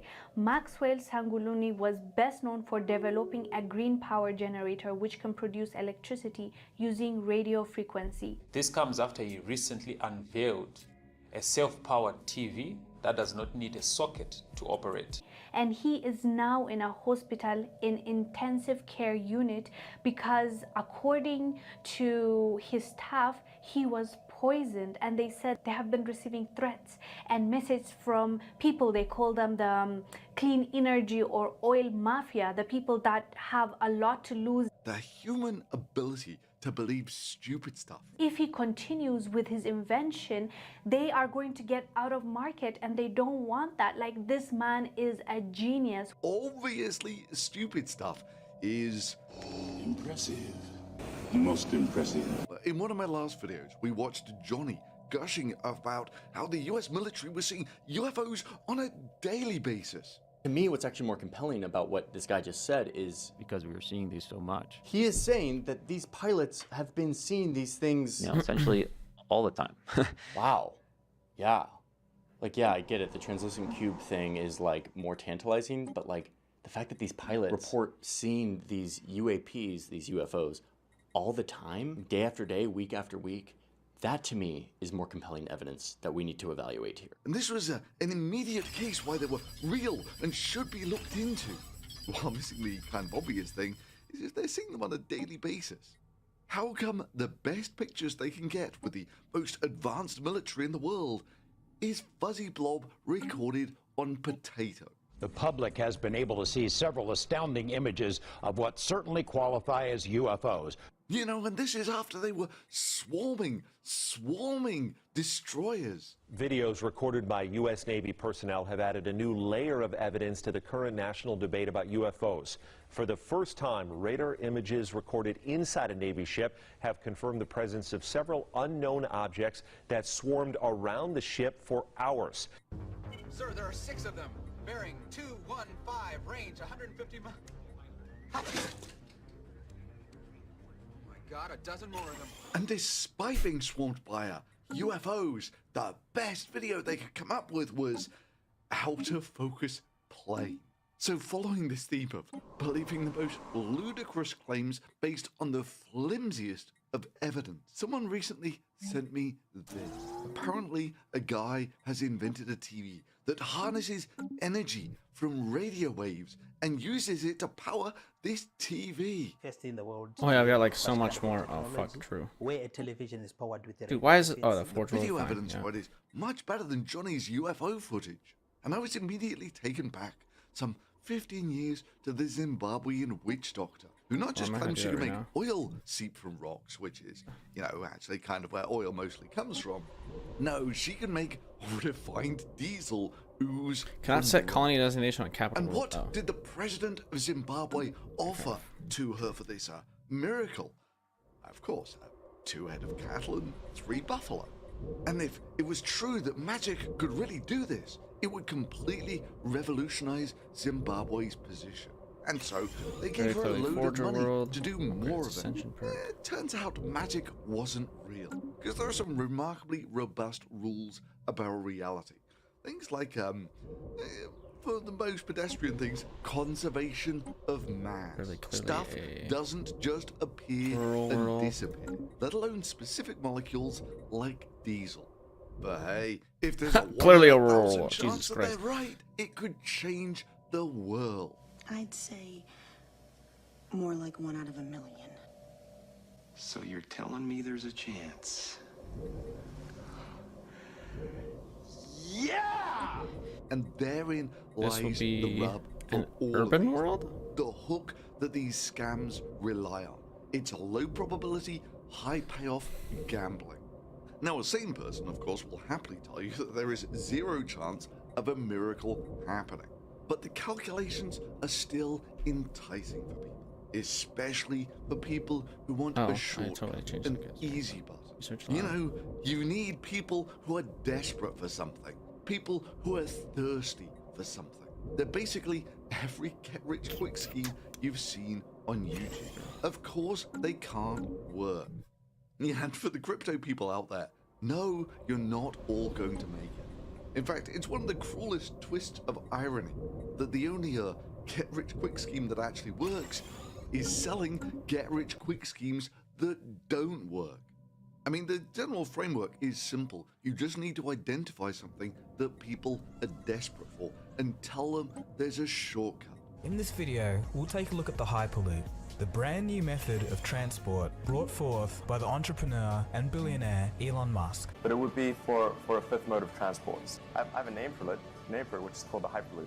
The Hyperloop? Hyperloop, yeah. It's also a lot faster. You can basically get from downtown LA to downtown San Francisco in 30 minutes. It's also extremely energy efficient due to solar power utilization. In fact, the Hyperloop could generate more power than it consumes as a closed system. Because you generate more power than you consume in the system. It's also much cheaper to build. It's about 1/10 the cost of the proposed California high-speed railway system. This means that tickets could cost as little as $25. And honestly, I think it's a lot easier than people think. It's like a tube with an air hockey table. It's really, I swear, it's not that hard.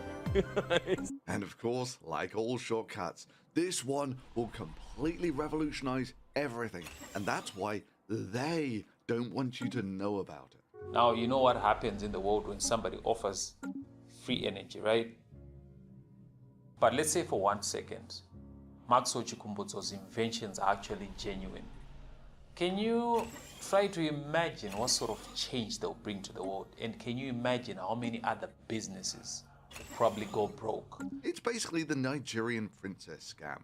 Offer someone free money, it's no hard work, no skill, all you've got to do is pay a small processing fee, and you'll be rich. Sure, you know that most of these things are scams. So you're telling me there's a chance? But what if this one was real? Yeah! And all you had to do was give this guy a few $1,000s processing fee, and you could be a millionaire, a multi-millionaire. Or what if you did just have to pay $1,000 to attend a course, and you could be a millionaire? What if there really was another form of transport that was 10 times faster than trains, 10 times cheaper to build than rail infrastructure, and generated more energy than it used? Well, it'd be really stupid under those circumstances to keep investing in trains or some other proven form of public transport, right? And this is where these things really do predate on desperation. In carrot and stick motivation terms, this is 100% carrot. While carrots taste a lot better to hungry people, and a heck of a lot better to starving people. With maybe one of the clearest abuses of this flawed gamble being Pascal's wager. You know, that even if there is a minuscule chance that not believing in God will result in eternal damnation, why take the chance? However, a simple examination shows that there's an infinite number of stories that could result in eternal damnation that have no evidence to back them up for not believing in something. Likewise with UFO watchers. I mean, sure, every single UFO that's been looked at wasn't aliens, or anything remarkable beyond out-of-focus camera, infrared bird, or twitchy camera mount. But what if 1 in a million was real? So you're telling me there's a chance? Sorry, the Chinese spy balloon put this whole thing to rest. If something unexpected appears in the sky, it will be seen by thousands of people and thousands of pictures will be taken of it. Meanwhile, all UFO sightings remain fuzzy blob recorded on potato, even when there are dozens of them swarming a US Navy warship. Sure, it's not impossible for aliens to visit us, or for the supernatural to exist, or for people to perform miracles. It's just that every single case that was ever looked at turned out to be wrong or a fraud. And if you're going to gamble on anything in the world, gamble on thermodynamics, which has been right 100% of the time. Every time you turn the key in the ignition of the car, that's thermodynamics. Which brings us onto the magic TV that works without any electricity supply. Today's report is about a Zimbabwean inventor that developed a cordless television. Microsonic energy device, or green energy, has put Zimbabwe on top in the history books of science and technology as the founding father of an amazing green generator. May very well become the answer to power challenges facing not only Zimbabwe but other nations across Africa and beyond. The beauty about Maxwell Chikumbutso's inventions is that when it comes to his off-grid generator, a team of engineers from the United States came into the country, which is Zimbabwe, tested these technologies and verified that it was in fact genuine. And you know, if some random guy says that something was verified by a team of American engineers, well, they need to be American, I'm not quite sure, but whatever, that must mean that it's true. And all those American engineers were like, wow, this is like it was made by someone with no knowledge of electronics. Amazingly, Maxwell never trained formally in electronics or engineering. I've met quite a number of qualified This is a generator planet, but it's clearly not a generator planet. I'm not even qualified. You're not a generator planet, you fool! You would be at least a mining planet.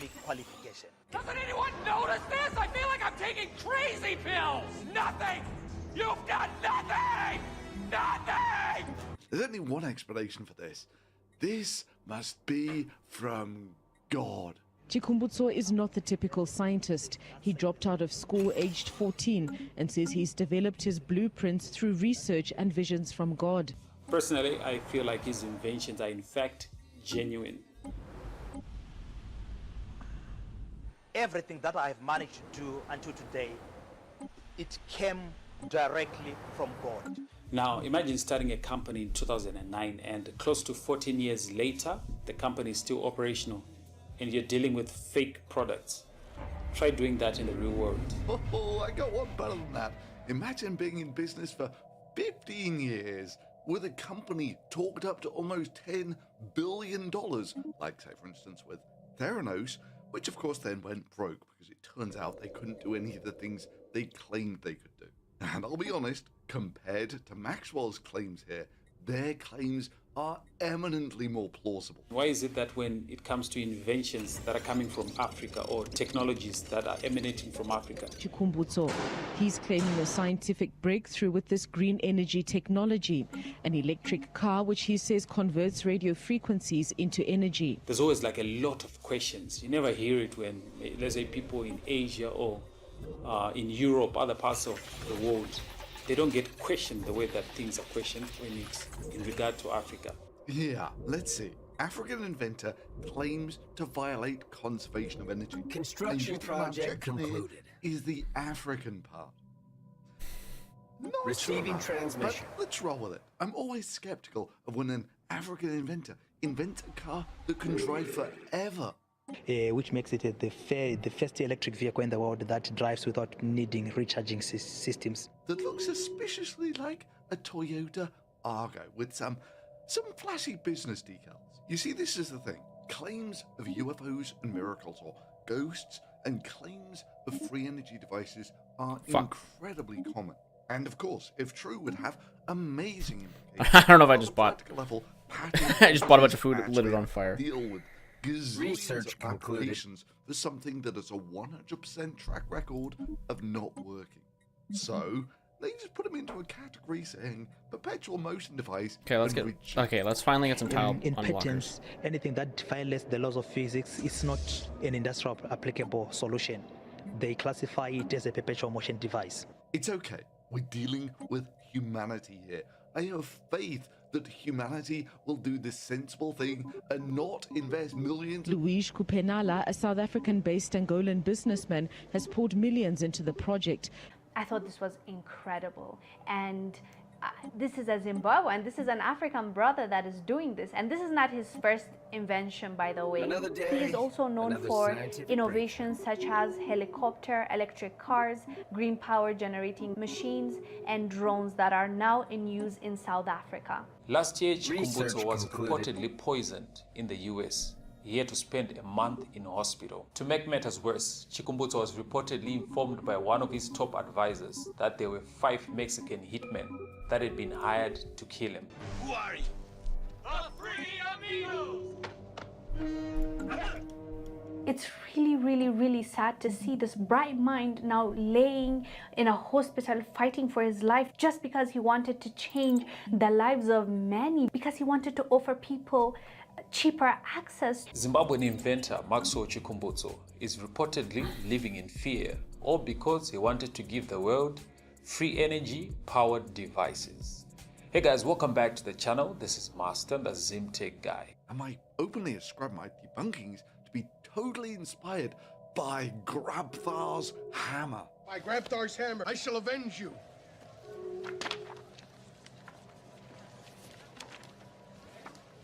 By Grabthar's hammer. Next. Now that's sarcasm.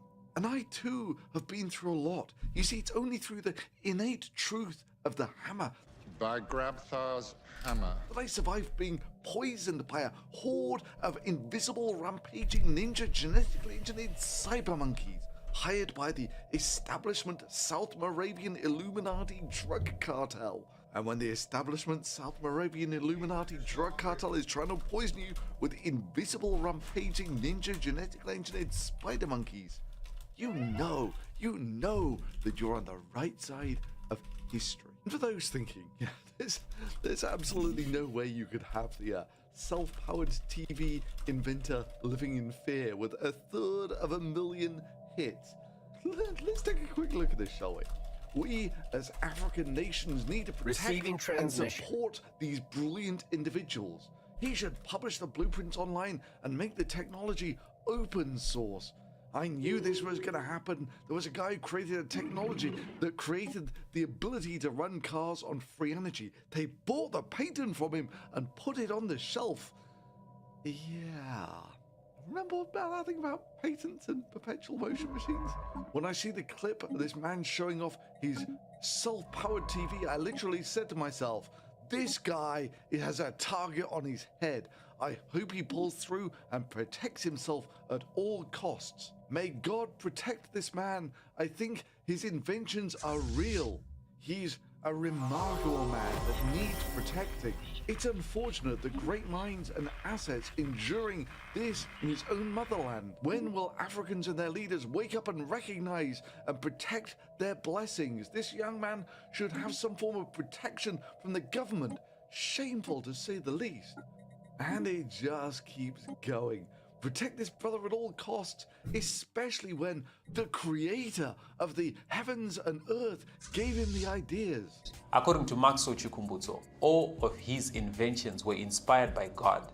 He actually got all the ideas from the visions of the night, as in the guy was sleeping and he just got ideas for inventions. Hey, wait! I'm having one of those things. You know, a headache with pictures. An idea? So let me get this right. God can only communicate with this guy when he's asleep. But whatever. Let's just believe everything he says for a second. It's funny. This means that God actually knew that this guy was going to get poisoned, but decided not to warn him about the poisoning from the 5 Mexican hitmen.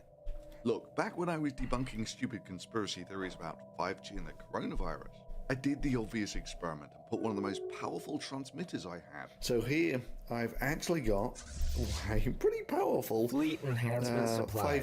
It's 5 gigahertz. That's low 5G band type energies, and this is actually a super powerful transmitter. It's about half a watt, 500 milliwatts, which means that this thing is for broadcasting video about a kilometer or so.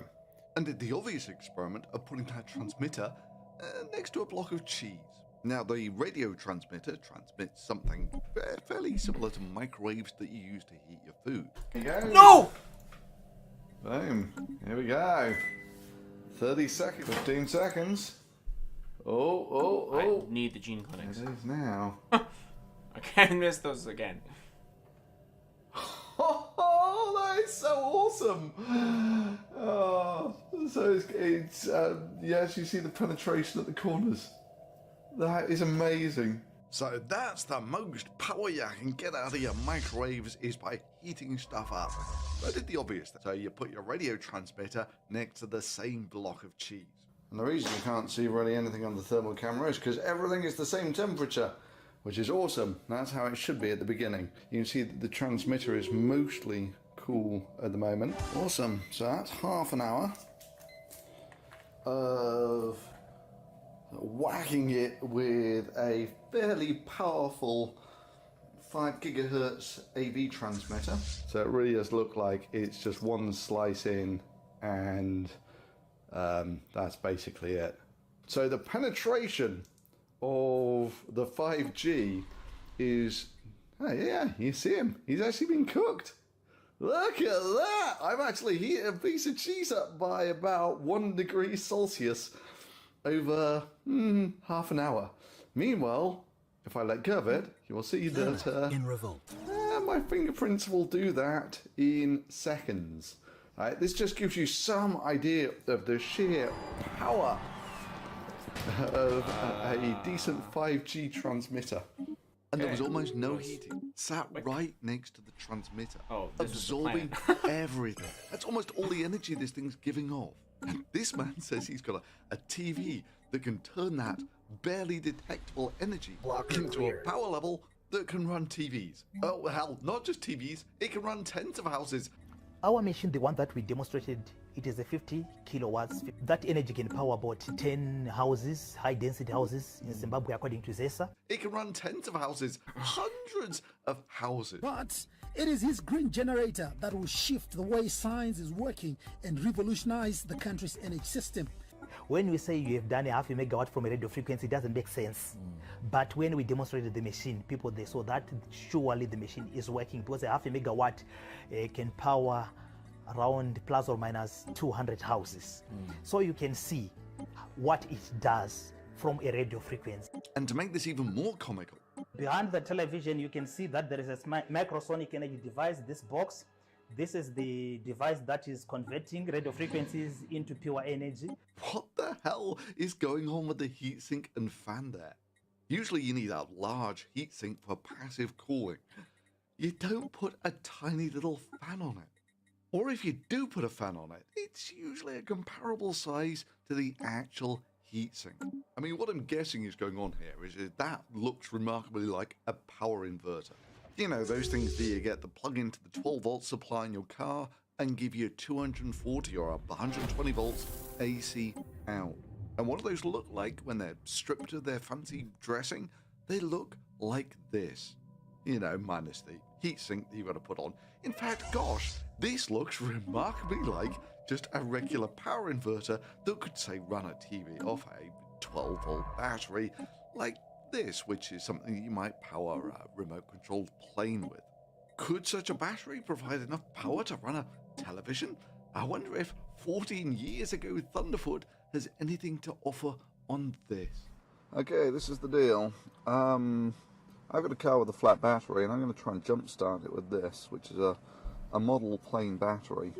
It's a 3-cell lithium-ion polymer battery, which means these things produce about 12 to 13 volts, but they can take monstrous currents. Hey man, there we go. Which tells us that we have 12.7 volts full thrust. Okay, so that's the sort of thrust that the plane produces, and if you want to take a look at the current it produces. Okay, my ears.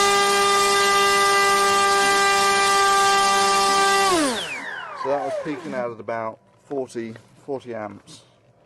That's my little, so I can read the display when I need to. And he cleaned it, which was jolly sporting of him, but unfortunately he also left the door open, which means that a couple of days later I have a flat battery, and very shortly, while your batteries are back to front, otherwise they will sort of burst into flame. But okay, baby, make me proud. Yeah. So yeah, a battery like this will absolutely be able to draw enough amps to run a TV. And I'd probably guess that a battery like this would run a TV like this for about an hour or so. Certainly longer than the 30 or so second demonstration that our genius inventor has here to show that it's running off radio waves. This is our self-powered TV that we have designed.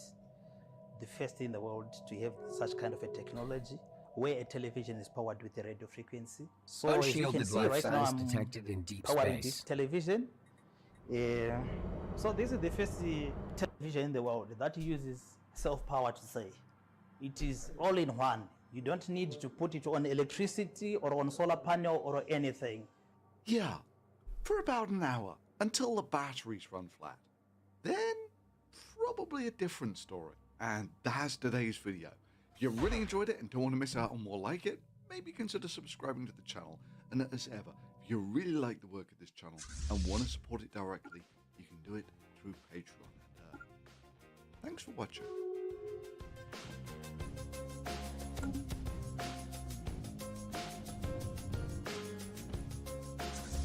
Initializing hostile engagement protocols. And blown up.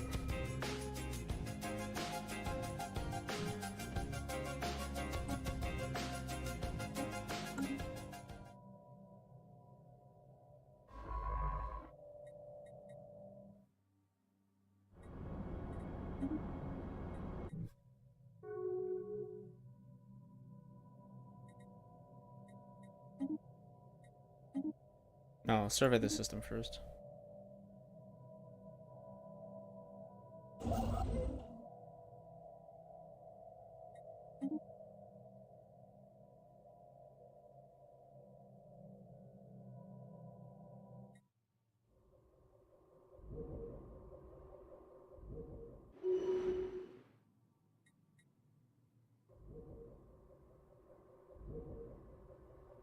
Oh. Uh-oh. Yeah, I definitely need to build this. If I don't, I'm going to blow my brains out. Okay, I can't do anything with the slave market shit. I just can't. Done. I got nowhere to house you, okay?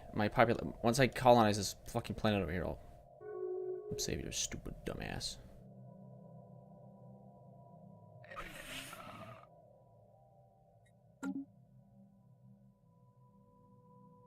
Station sustaining damage. Not the pirates again. Please, just leave me alone.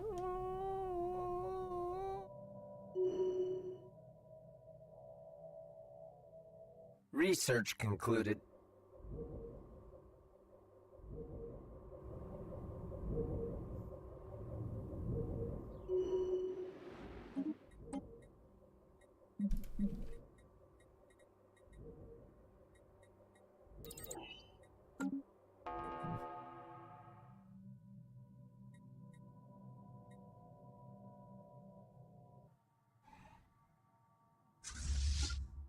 Striking hostile station.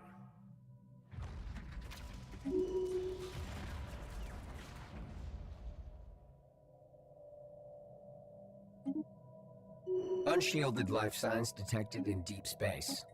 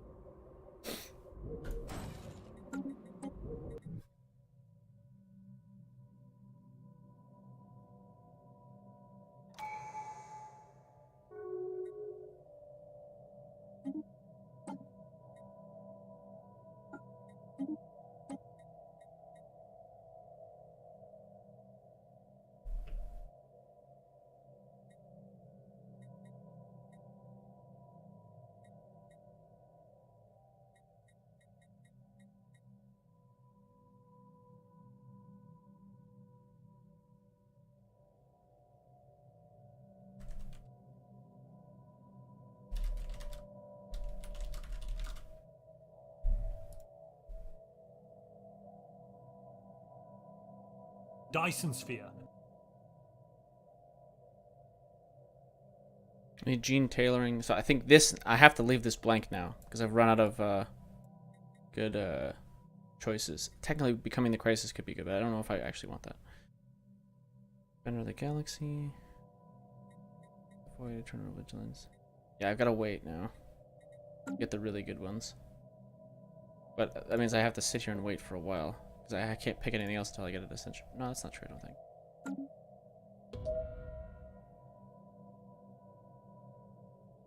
I need to do some research first as the... Only gotta do 2 more planets. This, that, boom, then I can start constructing. Construct the outpost.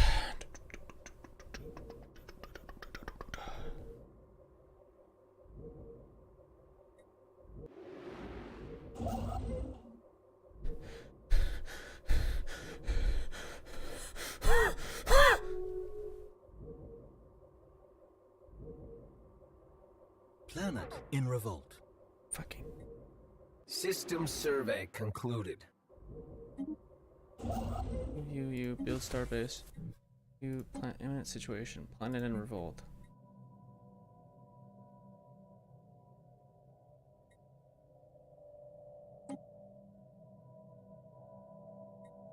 What planet is this? This planet? Why are you guys revolting? These are fine. Y'all are fine. Y'all are also clearly a...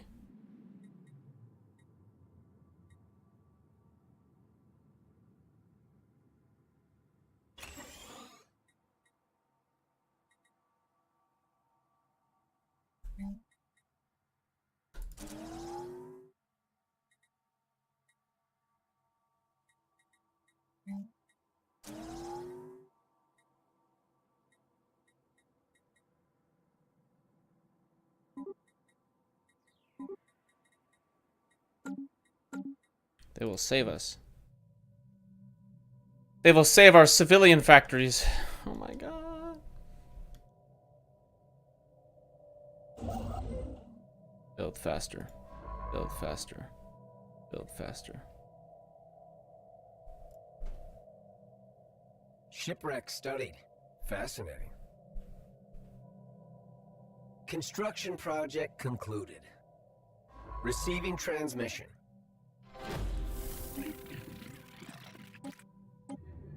An alien empire has established communications. Great, okay, that's cool. Don't care. Don't care plus your white plus L plus ratio plus frogs. I don't know. This mining stations. This. Stay here for now. I need a colony.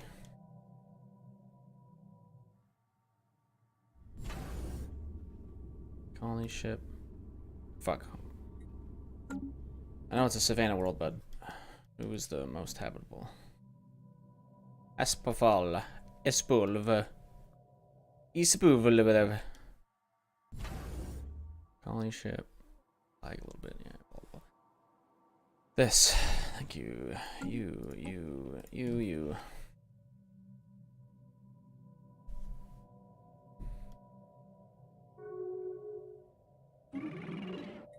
Receiving transmission. Research concluded. Research concluded. Yeah, what a waste. Mining drone laser. Sure. What that is, but I've already got some research for it, so. It's just a roll. What was I doing? Fuck. Shit, fuck. Shit. Oh. This planet.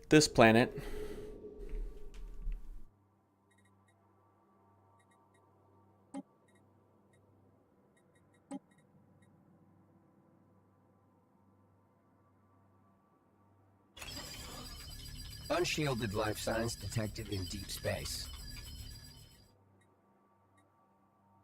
Unshielded life signs detected in deep space.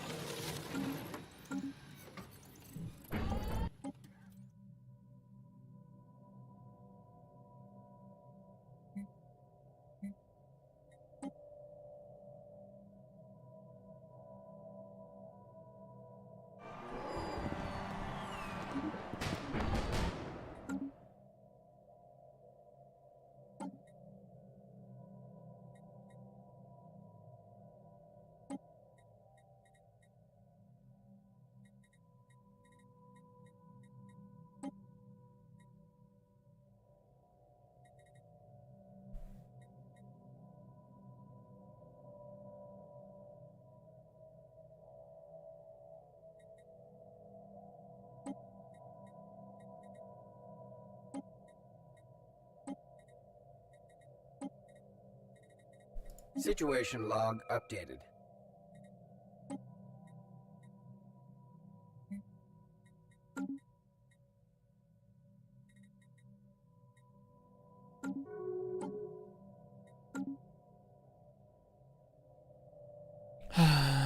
Construction project concluded. Oh my god. Is my colony ship available yet? Nope. Okay. Kill me and my entire family. Really?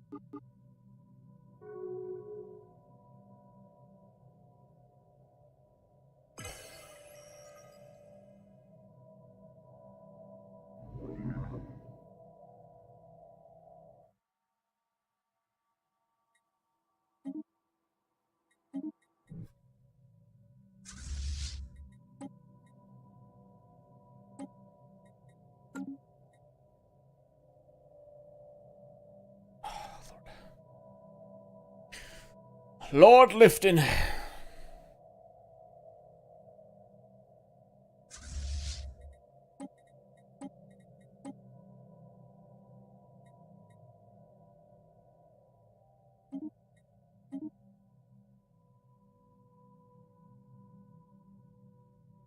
Initial colonization phase commencing. Mining drone work ethic. Fascinating automation. Mining station material output. Easy practitioner.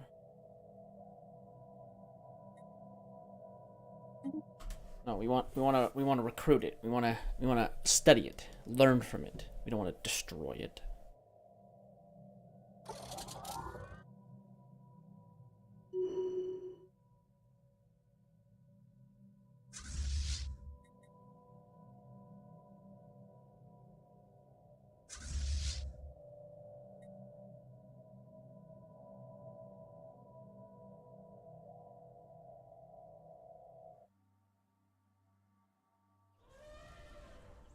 Oh my god! This fucking planet is huge! Holy shit. Should I make this urban? What the hell should I make this? Got 21 industrial and 21 city districts. It's fucking humongous.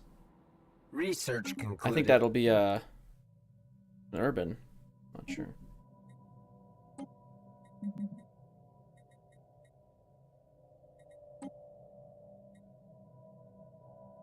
Yeah, take our food.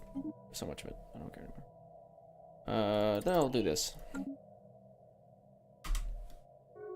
Special project concluded.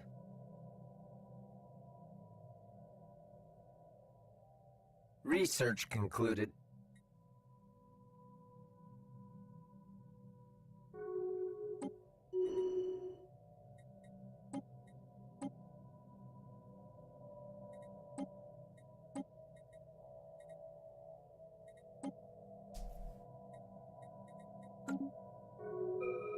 Fleet enhancement supplied.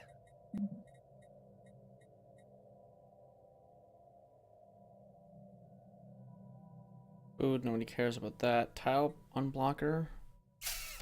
Deep space black site. I don't care.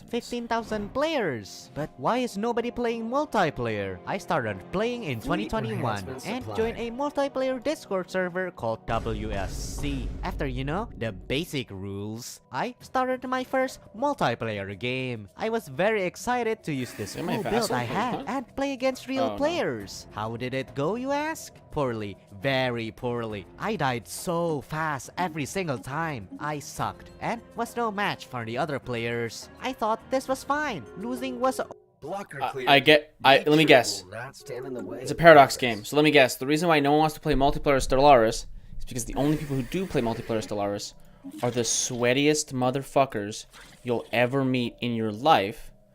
And Stellaris isn't really meant to be a multiplayer game, so there are very clear build paths that are very clearly the best.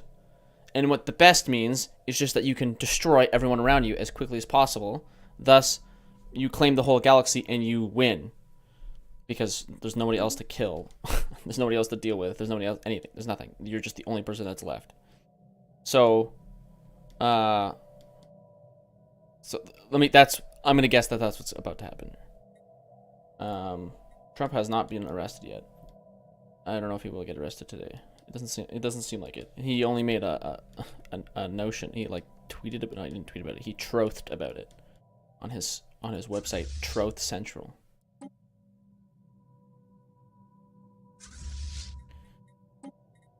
So yeah.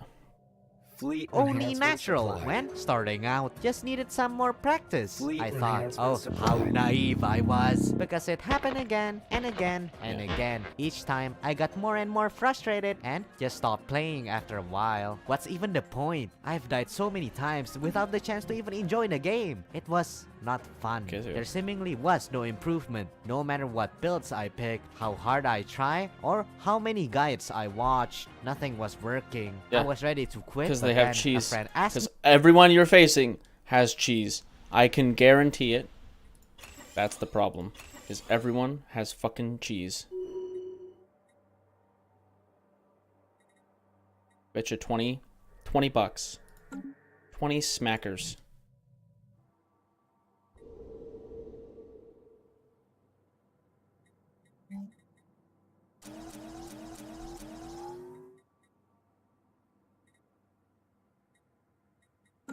Me to play some Stellaris with him and a few others. I was hesitant, but this was someone I've played with quite a lot, so I accepted, and this was the best decision I have ever made. It made me realize how fun multiplayer could be. As I played more and more, I started to genuinely improve, but he got bored after a while. Alas, that was fine. I could just ask the others. At one point, I got good enough to be a genuine threat to everyone. But let me guess. Ambassador on Earth. Okay, cool. Likely spam. Thank you, Likely spam, for calling me. I really appreciate that. Let me guess. All of them just wanted to do Galaxy Conquest, and none of them wanted to do actual fun things. The only thing that's fun to them is blowing everyone up.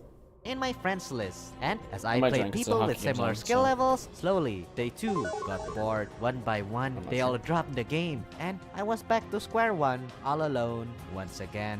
I decided to go back with a reinvigorated passion for the game. I joined a lobby. This was officially the start of my addiction to Stellaris multiplayer, and the start of this channel and the main one itself. This is likely what you're gonna experience as a new player, minus having friends and actually improving. Okay, but why do people play multiplayer in the first place if it's that bad? Well, because even with the insanely steep learning curve, it's still fun. Out of the 10 boring games, you'll get that one game where, against all odds, you barely squeeze victory. I still fondly remember the adrenaline rush I felt in such a situation. It made all the practice, hardships, and boredom for hours on end worth it. Now, if you've experienced this high in multiplayer, you can never go back. I genuinely cannot enjoy single player anymore, as it will never give you the same strategic challenge of dealing with players. Heck, this may sound heretical, but I have never played single player for more than 1 hour before getting bored and closing the game, because the AI is bad. Like, really. I'm so sorry. I can't.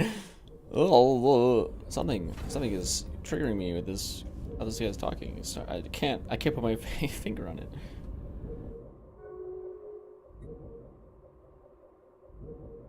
Really bad if compared to players. Research Paradox never concluded. really got a good reputation for making good AIs. I mean, their games are hard enough for humans already. Like, seriously, learning one of their games is a full-time job in of itself. I do, however, need to recognize the many players that play single player regularly, which is actually the majority of the player base. Video games are supposed to be fun after all, and these players just want to play casually to relax and build an empire to roleplay as an escape from their harsh daily lives.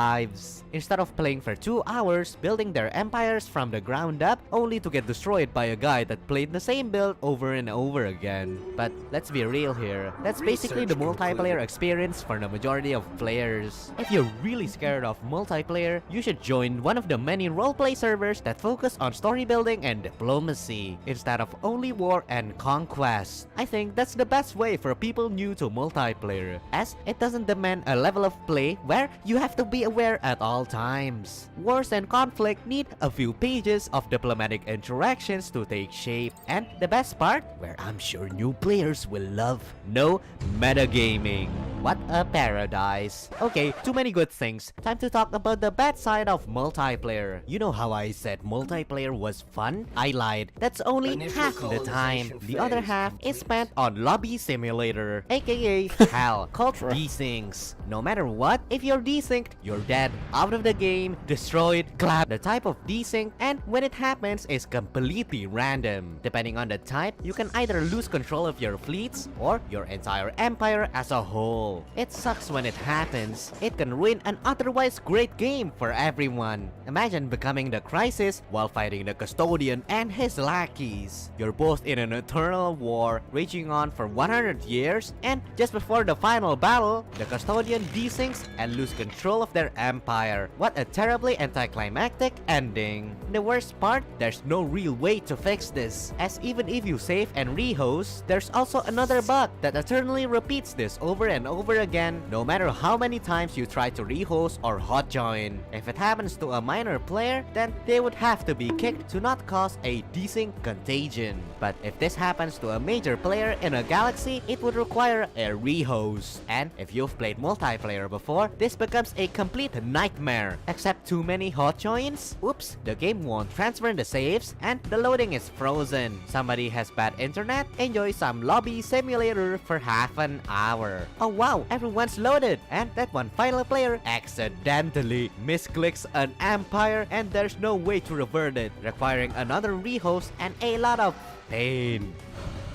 Of course, I have the displeasure of experiencing all of these events, and I can tell you right now, they ain't fun. With this perspective, it makes sense that multiplayer was basically an abandoned child in the eyes of Paradox. I mean, it literally took them a few years just to fix the Endless Expanse dig site. You know, the one that basically breaks the game if anyone digs it up. Like, no joke, it breaks the save. It was simply such a mess to fix the never-ending stream of bugs. It's better now due to the contributions by the community and the Custodians initiative by Paradox, which is actually focused on the longevity of the game, including bug fixes and balance patches. But it very much is still a niche type of play that only a handful of players actually adapt to. For example, the Year 30 Rush. This is a classic in all multiplayer servers that is prevalent everywhere. Why Year 30, you ask? Apparently, some guy, yes, some guy, just made a suggestion one day, and after a domino effect of each server adopting this again and again, it just became the norm everywhere. Obviously, this very arbitrary number has been a topic of contention. Some say it's the most balanced year because it allows for a lot of builds to get everything they need in a war consistently. To a certain extent, yes, that is true. But is it healthy for the community? Good question. What this does is just create a divide at what the single player and multiplayer communities want, while also forcing a type of play that not everyone may enjoy. Some say it's bad as it caters to a specific set of builds that may not change much, while some say it's great as repeatedly playing the same thing over and over again is a good test of skill. But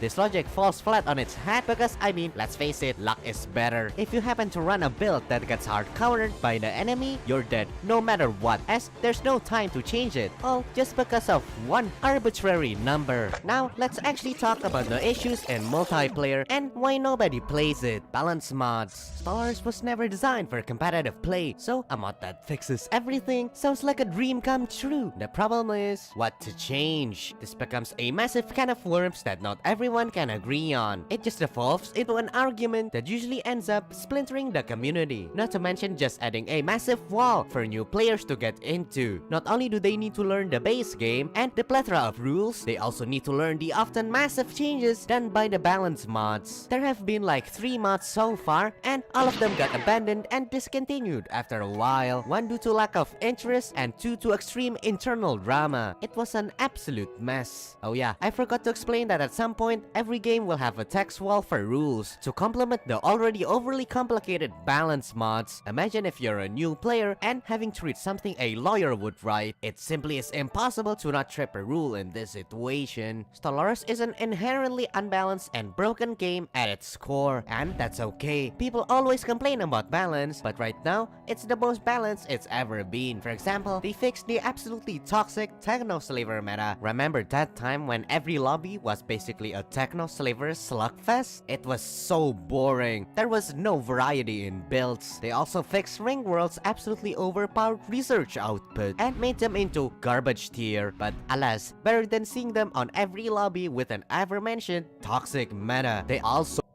civic tier list.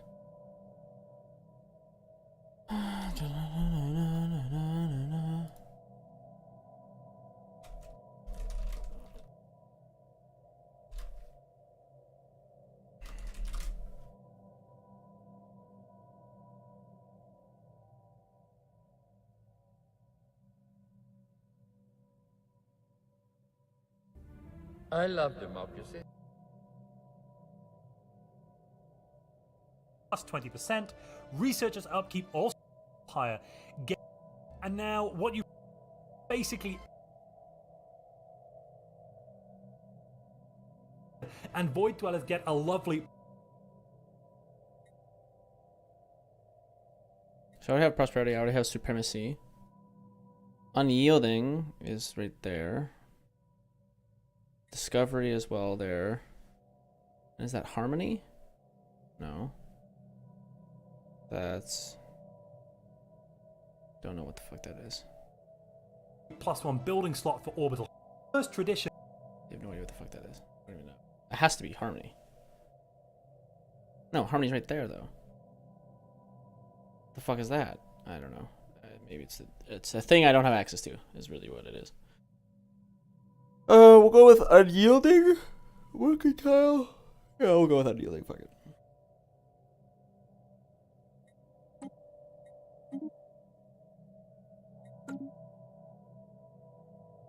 I mean, no one can fucking kill us, and we're about to deal with some endgame shit. Well, not really endgame shit, but mid-game shit? I don't even know.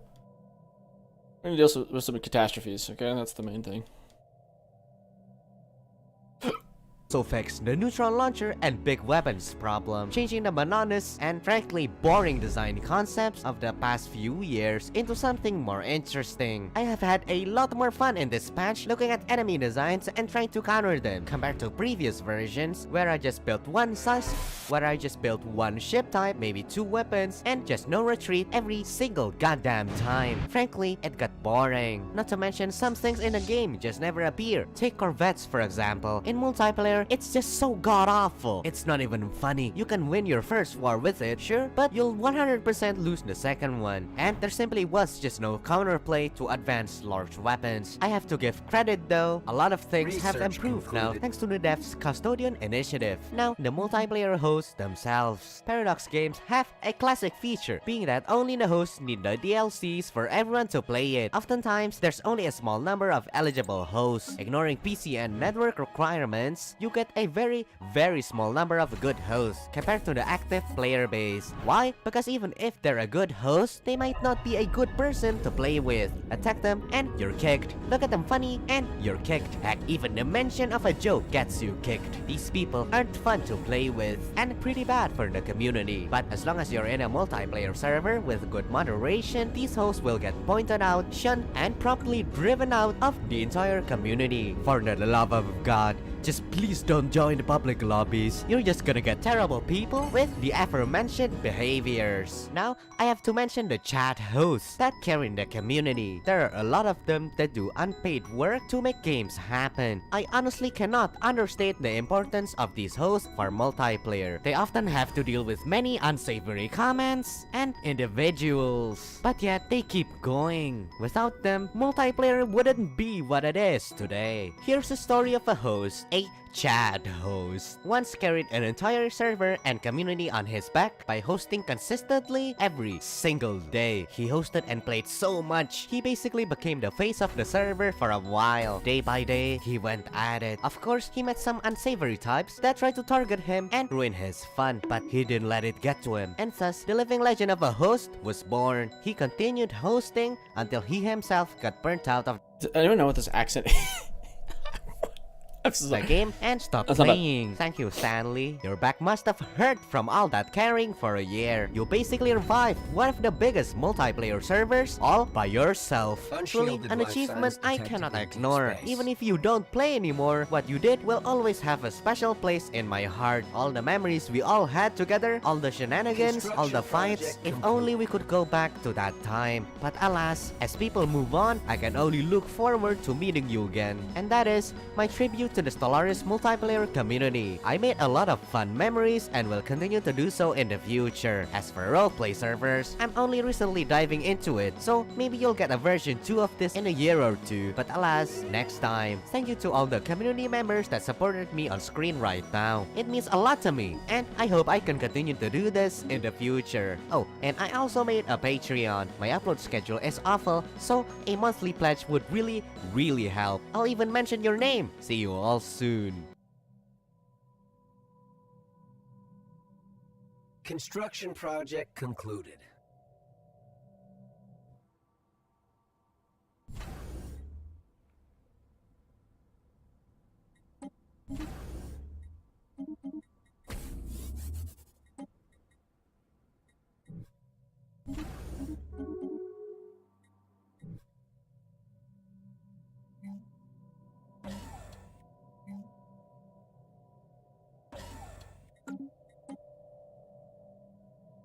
Unshielded life signs detected in deep space.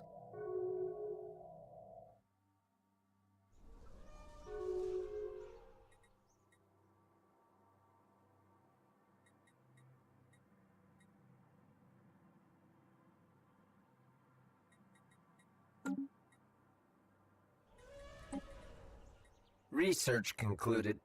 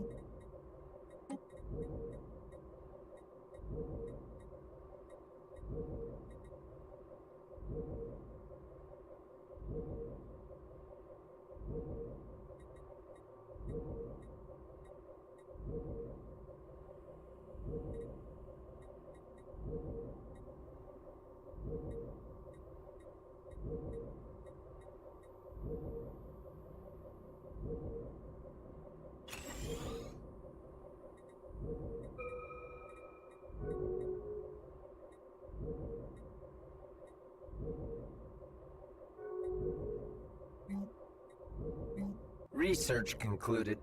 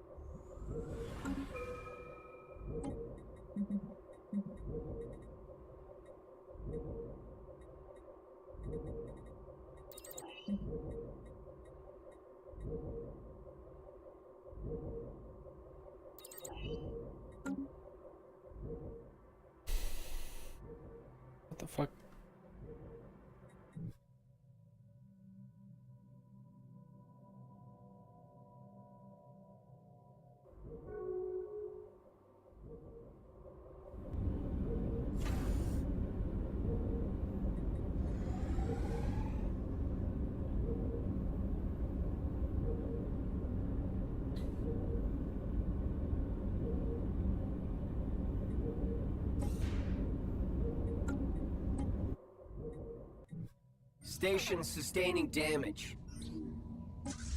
Where are the fucking pirates spawning now? Fuck you.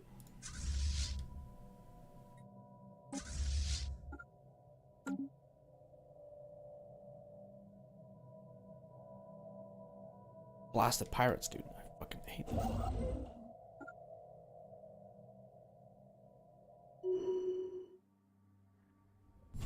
Mining station offline. Construction project concluded.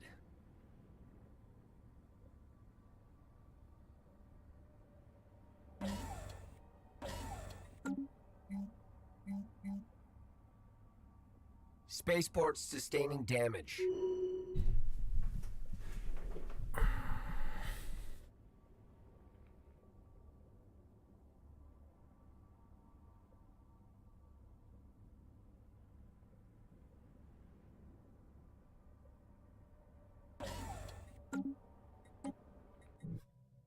Initializing hostile engagement protocols.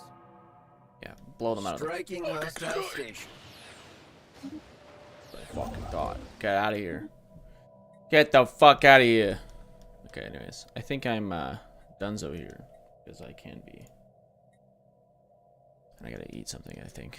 A little snacky. So, goodbye.